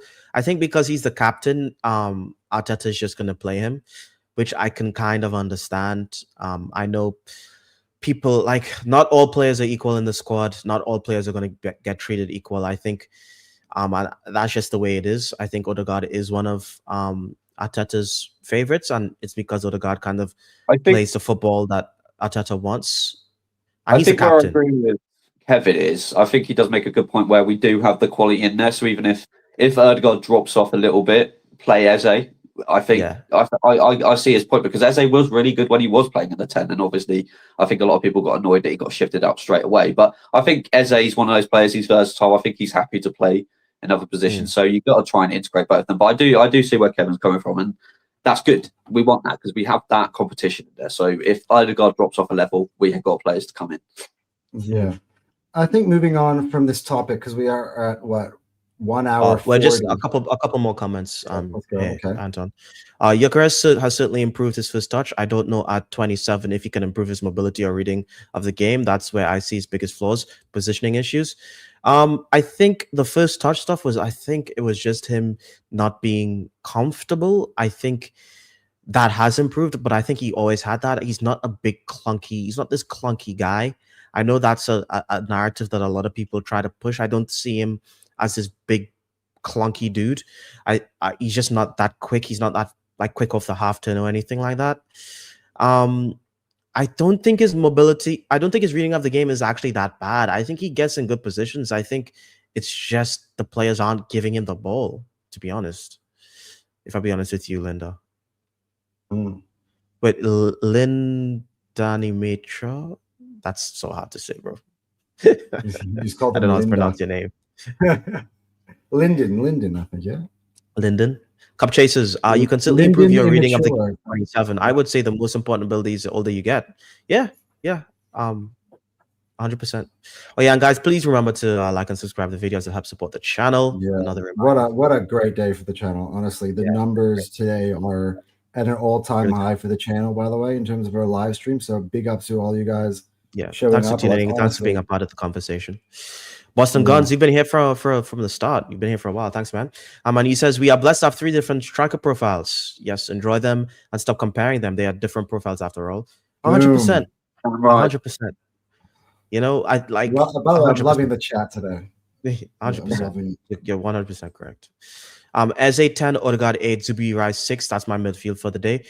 Yeah. I would actually probably rest Zubimendi, play Rice. Ray Rice. Play Rice and Rice as a 6, and Odegaard and Eze, because the thing is, like, Odegaard does a lot of the stuff Zubimendi does anyway. Like, I feel like in terms of dictating and play, so I feel like, yeah, I'd probably do something along those lines. Cup Chasers again, do we think that some of our troubles with finishing, that we maybe don't have a ruthless finishers type forward in the coaching staff that has subtle game knowledge about runs and movement? Well, it could be something we can look into if it doesn't exist, but I do imagine that there must be somebody. Yeah. I don't think we actually have trouble finishing, to be honest. I don't think we've had trouble finishing all season. I honestly think most of the points that we dropped this season was due to our defensive woes. You know, conceding to Sunderland last minute isn't because of that isn't like an attacking issue. You know, conceding to Aston Villa last minute wasn't an attacking issue either. So I think, I think we're fine going forward, to be honest with you, which is why me personally, I'm so kind of jarred by the GYOKERES talk, because I think we've been okay. We've been fine going forward. It's like, he's not the guys that are scoring the goals, but we're scoring the goals as a team. Column Mod has said, Haaland has made people go creases. Strikers mature later. GYOKERES will doubtless be moved. How do we get and that's the thing. back to Yeah, and that's the thing. Yeah, Haaland is like such an anomaly. Like, his composure in front of goal at his age is not normal. Same with Mbappe, by the way. These guys, like, people don't get this level of finishing at this age. It's unprecedented. So yeah, I think you're 100% correct on this opinion right here. I agree. Do we have one more comment from Chasers? Cup Chasers. He says, fair enough. My angle was that Arteta was a midfielder and the control obsession maybe comes from this, and there could be less focus on scoring specifically. Yeah, I think so. But I think it's a big part of what way Pep Guardiola likes to play. Like to play like that with Barcelona, has to play like that with Manchester City. I think he just comes from that school of wanting to play football. To be honest. Yeah, but I think there's a good point to it, though. He himself as a midfielder was a controller. Yeah. I think he was a very underrated midfielder during his time when he played for Arsenal. Yep.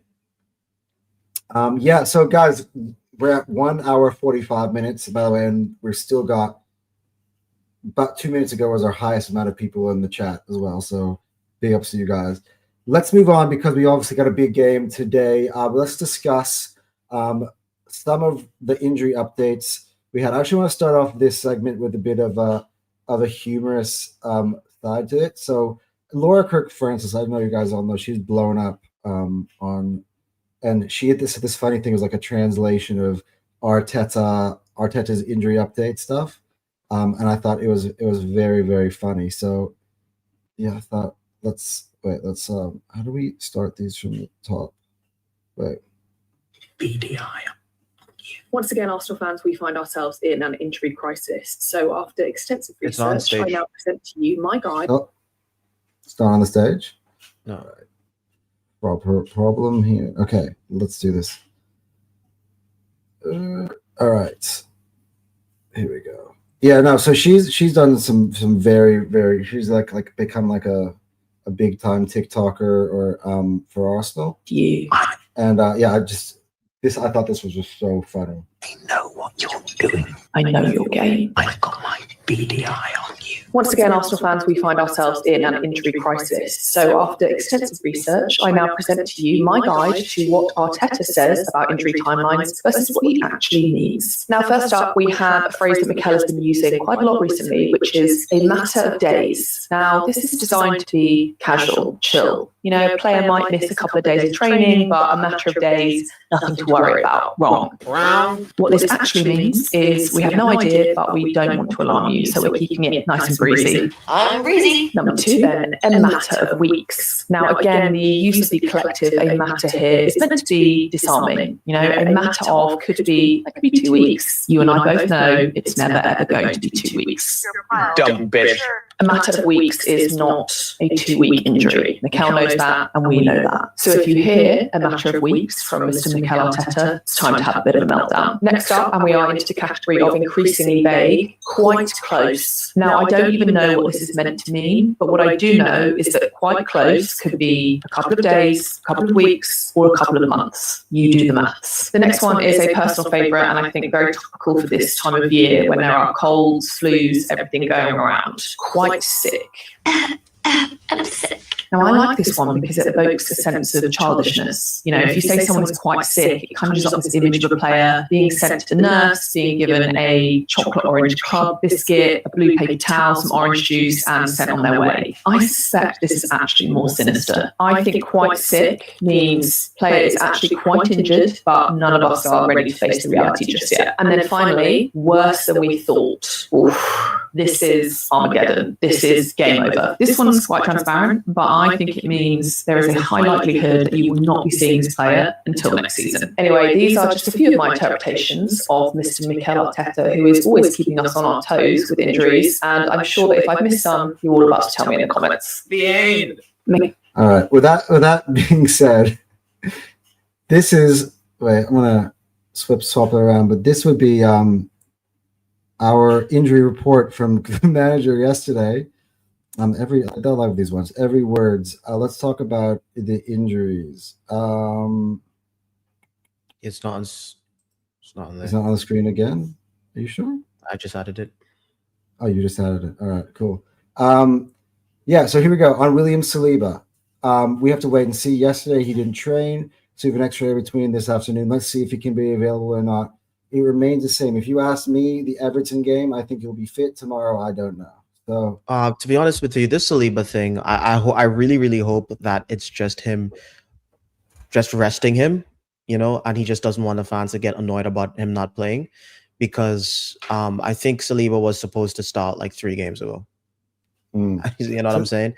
So, yeah, I hope it's just him just resting. I really hope that he's not actually unfit to play. This is the one that worries me, though, guys. All of a sudden, and again, we'll go back to what Laura said, which is her translation of a matter of days. So Jurgen Timber says, again, depends on how he feels today. It was a knock that he picked and wasn't feeling comfortable. So again, I think it's a matter of days, but whether it's tomorrow or not, we'll see. Originally, I thought he was resting Timber. Like when he wasn't available for the Bruges game, I thought he was on a list of players. He was trying, like, the whole Declan Rice is sick. I also kind of thought was like, all right, this is just something to put on the injury report so we kind of like can take him out of the game. You know what I mean? Okay, here now we got to the Declan Rice that goes, let's see how he is today. He was ill. It was an illness. Normally a few days it gets resolved, but we'll have to wait and see. He's not playing for either. me on that, what? No, I think he's playing. I think he's playing. See, every time he says, I don't think Arteta has ever played a guy when he said it's in the next game, if he says it's a few days. I don't think that's ever happened once. But I think sometimes, I see we're trying to find the Artetaisms here. A difference between a matter of days and a few, because what he's saying is that he was sick the other day, right? And it usually takes a few days for him to get recovered. No, but he right? says a few days a lot, and it's never in the next game. It's like usually the game after. Yeah, I don't know. For He me, never plays. He never plays. Like if he's fit for the game, he just says he's fit for the game. I don't think he's never. I've never seen Arteta been ambiguous about a player and they actually just start the game. It doesn't happen. So if he says anything other than he's playing, he's not playing the very next game. Whether how long it takes, it could be maybe he plays against Everton or something like that. But I can't. Like, Seb, have you noticed? Have you ever heard Arteta say someone's unfit or he isn't sure about them playing and they actually played? No, he's always quite. I think he picks his words carefully. It's very political speech where he doesn't want to give a certainty otherwise or not. So I want him to play because I've got him in my fantasy team. So we've got Wolves. He's going to get points. But I don't even think it's detrimental if Rice ain't in there. We should be beating Wolves regardless of him in there anyway. So I would rather, personally, if he is injured or got a niggle, I'd rather him not play. I'd rather him just leave him out, to be honest with you. Like, it's not worth the risk. To that point, though, like I think if it is Marino as to play in midfield, it works to the benefit of starting Gyökeres if you know what I mean, because you have to play Marino in there then. Yeah, exactly. Case. So yeah, I think it's fine. He might. It's just I think he just doesn't. We don't want him rushing back players, and if he doesn't want to rush him back, that's good. So it's different if we were suddenly, I don't know, if it was, we've got bloody, I don't know, Man City at the weekend, then you'd be a bit more nervous and go, or maybe even if Rice is only 90%, we might still need to play him. But if he's only at 90%, don't play him. Even if you just want to bring him off the bench him, that's fine by me. I'm quite happy with that, really. I'm still cautious. I mean, we're not cautious, suspicious of the game that everyone was saying, we need to rest Rice, we need to rest Rice, we need to rest Rice. He's missing with an illness.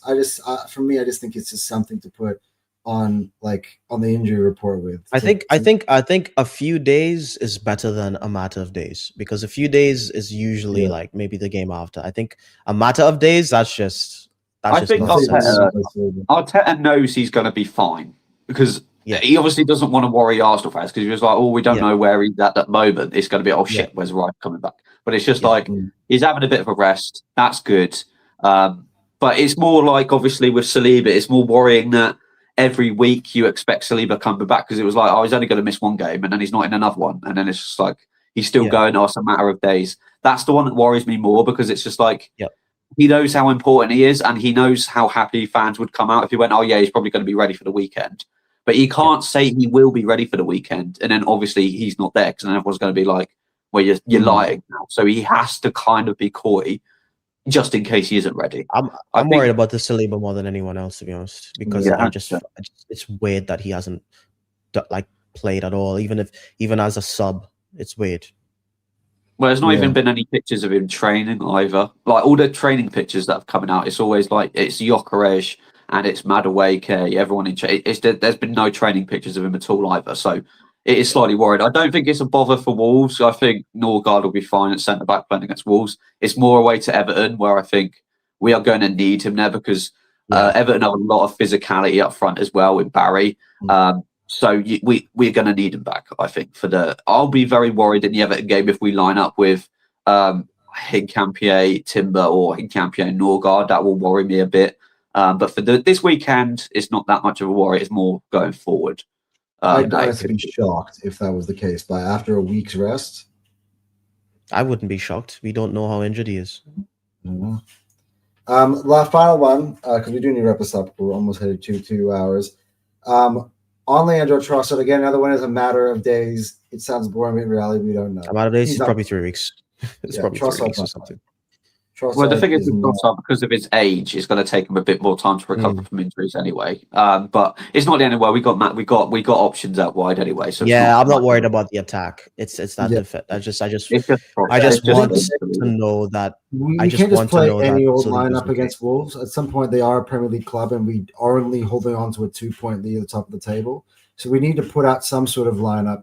That being said, guys, what would be your lineup tomorrow with the information now that we've kind of pieced together? Not tomorrow, but today, for this game. Seb?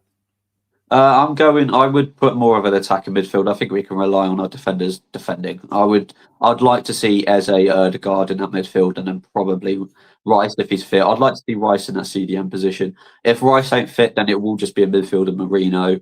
I think Erdegaard, and then you don't want Zubamendi playing really, but Zubamendi might have to At play. that point, I'm thinking I'd probably do Norgard. Yeah, it depends if Norgard's going to have to play at centre back though, because Norgard might be a centre back. So if we had enough, if Mosquera was fit, then I would say definitely just stick Norgard in there. Marley Salmon. Huh? Would you play Marley Salmon? I don't know. It's tricky. I think we should be fine regardless of whoever we put out. But I think I would like to see just experiment a bit with like an Eze and Erdegaard in midfield together, see how we can do. Because if they're both supplying GYOKERES, you should definitely get chances if they're both in there. So, and then I'd probably have Martinelli out on the left, and then obviously Saka on the right, and then GYOKERES through the middle. You would bench the brace man Noni. Yeah, I think so. I think it's just we want to try and build up that relationship because at the end of the day, the relationship's going to be GYOKERES, Saka primarily. So these are the perfect games where we're going to get a lot of chances. So this is the perfect opportunity to try and get them to build up that relationship properly. So I would be starting Saka 100%. Yeah. All right, Cal, what about you? Before I get into it, I just want to catch up on some of these comments that we had here. And G Wills, thanks again, mate. He says, yes, I believe Arteta wants everyone to play midfield. Yep, that's what I'm going to talk about Arteta. And Tempa Cinco Citro says, what do you think I feel for us to win the league, Martin Odegaard should start scoring. What do you think? I don't think he needs to score. I think he just needs to be a threat. I think he can't not shoot. I think him shooting is good. He needs to shoot. I think it sounds simplistic, but like as long as Arsenal as a team are scoring, I don't really care whose name is next to it on the team sheet. It's more with Erdegaard. It's very simplistic. It's the assist from Erdegaard and the pre-assist really that we need him for, not necessarily scoring goal. Yeah. Yep. Kalamud says, he's just replying, saying that he's been shooting a lot better, which is he's good. He's been shooting a lot more. And Tempa also says, with GYOKERES, if we say we are happy with what he brings besides scoring, then it was like what we used to see with Havertz. I have something to say about that. Give me a sec. Give me a sec. Yeah. I'll take over there. This system is not helping GYOKERES. We lack creativity in the middle, and that could supply some killer throughs and killer passes. Okay, I'm going to reply to this one here. I think this is a very good point, and I've been thinking about this. And I was thinking to myself, okay, why do I not feel the same way I was feeling with Havertz in terms of off the ball things? I think for most part, I think the main difference between what Havertz is doing and what GYOKERES was doing is that Havertz was actually playing. Havertz wasn't helping us spread the field. So we had a big problem with everything going on that right-hand side. I think it was Ben White, Odegaard, Saka, that partnership, that trio there would play off each other. And then when Havertz started to play well, he would actually go and drift there and play well off there as well. So all four of them would be on that side of the pitch, bouncing off each other and doing some really nice things. My problem with that is it actually didn't spread the floor as well as GYOKERES is doing now. GYOKERES doesn't go to that right-hand side and play off there and keep it congested. When GYOKERES stays in the center and he's occupying defenders, it gives us more space and more options as a team. So we're not just playing off the right. We're actually creating spaces off the left now, which helps us. And we're creating spaces through the middle as well. So it's not. I know. There's this like kind of thing where people try to throw a blanket on what people do off the ball and throw a blanket on strikers when they're not scoring goals and saying, well, if you're not scoring goals, you're just doing the thing that Havertz was doing. And it's just not true. Like tactically, it's not true. And what you're seeing isn't true either. Like, as I said, even in our last game against Club Brugge, there were times when Bruges were trying to put the squeeze on us, and we would just just shoot the ball, like clear the ball over to GYOKERES. And because GYOKERES is just staying further up and he's holding, he's giving that hold up play is just relieving the pressure. And it's certain things, it's not the same. It's just not the same when you're watching the football. I know it sounds the same because we're saying you're doing things without scoring, but it's not. It's not. That's my rebuttal to that. But that's a good challenge in my opinion. Yeah, I think by the way, it's the similar patterns what was happening with GYOKERES before. He was also right before he started, as I said, that 3-3, the double against Atletico and the goal against Burnley with the assist, a pre-assist to Trossard, right? But the 3-3, right? Prior to that, we were also saying, look at the difference he makes off the ball. Look how much better we look with him in the side. And that eventually ended up with him finally scoring. It just sucks that all of a sudden he just got hurt. So I do kind of think that we need to kind of see the history of the patterns of how he kind of settles himself back into his form. It generally begins with me just being there, opens up spaces for others, and ends with, okay, now others are going to repay me and I'm going to eat. Yeah. Like it's a slow burn sometimes, but that's why I feel like the impatience for most of the fan base, for me, drives me crazy. Yep. And you're saying what my starting midfield would be against Wolves today? Yeah. Well, to be honest, in terms of starting lineup in general, I think I would play. I would play MLS because I want him to get more minutes and bring back his confidence. I think he's low on confidence. I think that's why we're seeing him make mistakes, and we know he's an amazing player. And I just want him to get that consistency there. So I would play him.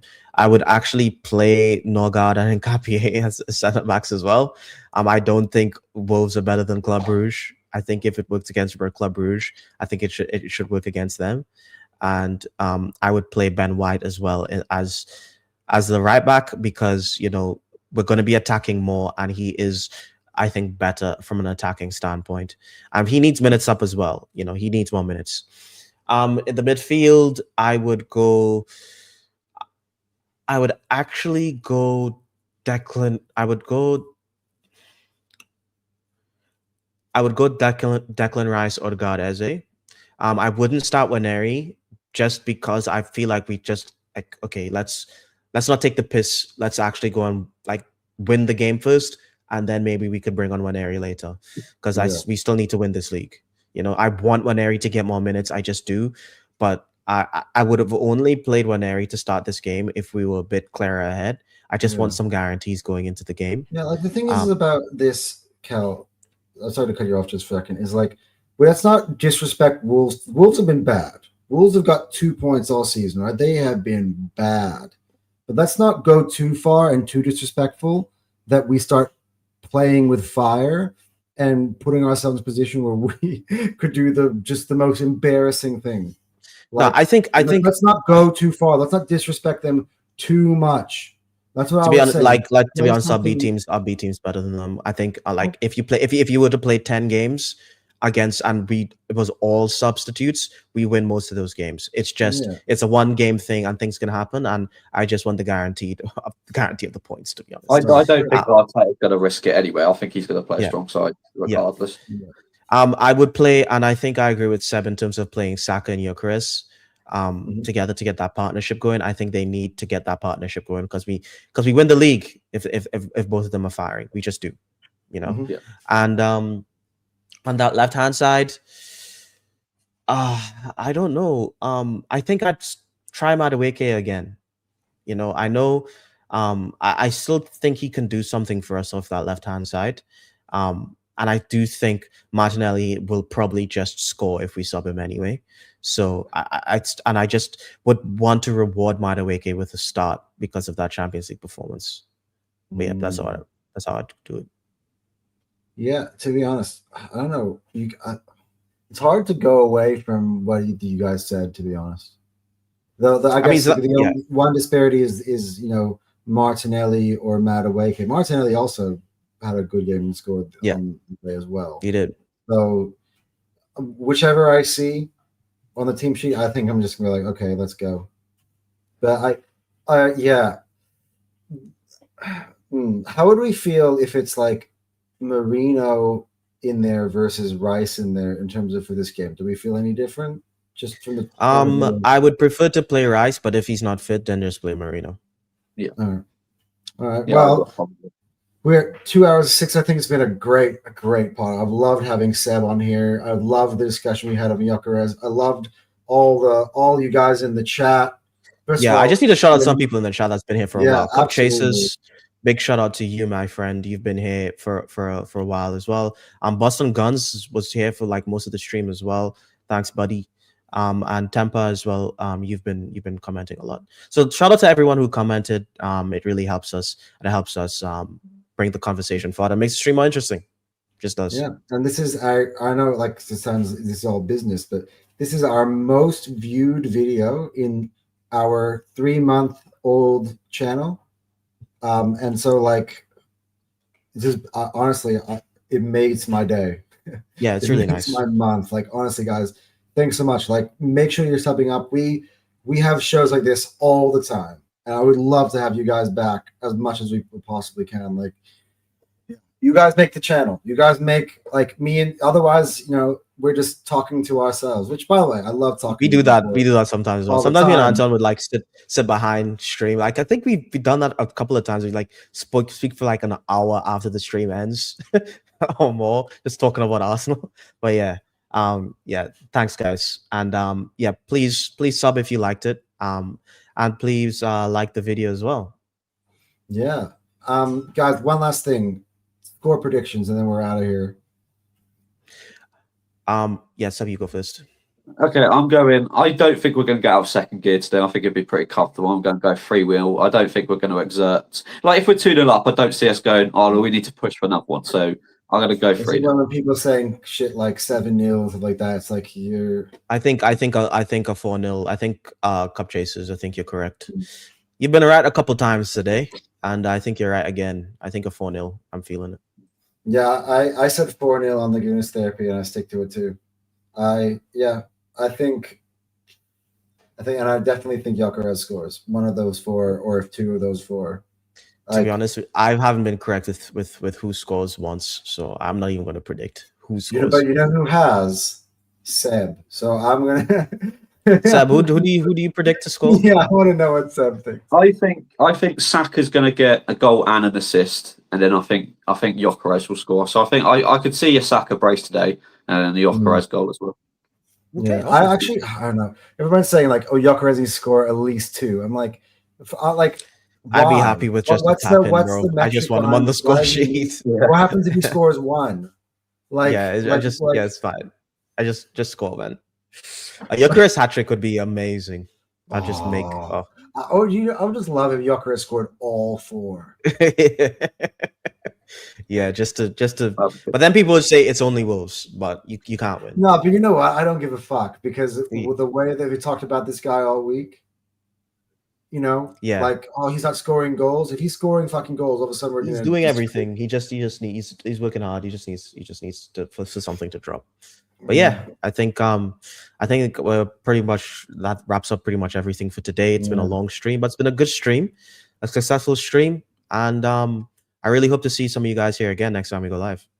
Yeah. By the way, guys, hit the QR codes down the bottom. By the way, we should really say that because it's a good chance to pump in for our own personal channels too. Yeah. The QR code below me is HotSport. That's my personal channel. We've actually got a few videos I got to upload onto that after we're done here. So they'll be coming out. Anton's Tears, Under Pressure. But let's see if we do Upset Alert. I'll have to talk to these guys. If so, we'll be live on that channel in a couple minutes. Also, subscribe to Seb as well. You have your own channel. You upload your shorts. Yeah, so I've got a YouTube channel, so it was largely based on football shirts because I'm a football shirt collector. But I did start making normal videos. I do a lot of my match reactions and stuff gets uploaded to TikTok, so that's the same. Seb Shirts, go follow me on TikTok over there as well. Yep. Yep. I think we'll edit the description to have your link in here as well if we don't already. Yeah, that'll be cool. That'll be nice. Yeah. Yeah. And of course, we cannot say hit the QR code on the right side of the screen for CalGunner TV, because CalGunner TV is going to be making more videos soon. Yeah. Yeah. Ever since I came back from Japan, I haven't made a video. Just been trying to wait for the perfect opportunity. Dude, really. you need to make a video. Yeah. I'm surprised you didn't, because the passion. Me and Cal talk every day. Like, we need to be able to make, these amazing streams for you guys, and Cal comes with these passionate things like this whole thing about like GYOKERES. I'm like thinking like, Cal, why are you just not made a video about it? Ooh, sometimes I don't make the video because I feel like if I don't want to be screaming at the camera. It'll just be too negative. It'd be too. Some numbers would be too intense. Sometimes I need someone to bounce off of, so I'm not just screaming at my camera. I don't want that. Don't want to make that content, because that's what would have happened. I felt myself losing it, like mentally, in some of these streams, and recently, just the conversation we had today. But I've been the only person with this opinion on other panels, and after we lost to Villa, we're talking about like everything's like falling apart, and I'm the only one sitting here trying to be positive. Everyone's like, "You're so deluded. You're so deluded." Then the next day, I got these two over in the chat, and I'm like complaining about Zubimendi. And then they're like, "Anton, you've been so negative today." I'm like, man, I think it's because I've lost a few screws just trying to defend this football club against our own fan base, not even to rivals. It's yeah. Anyway, guys, all right, we've got 2 hours 12 on this one. Thanks again for everyone, and yeah, we're out of here, guys. See ya. Bye. Bye.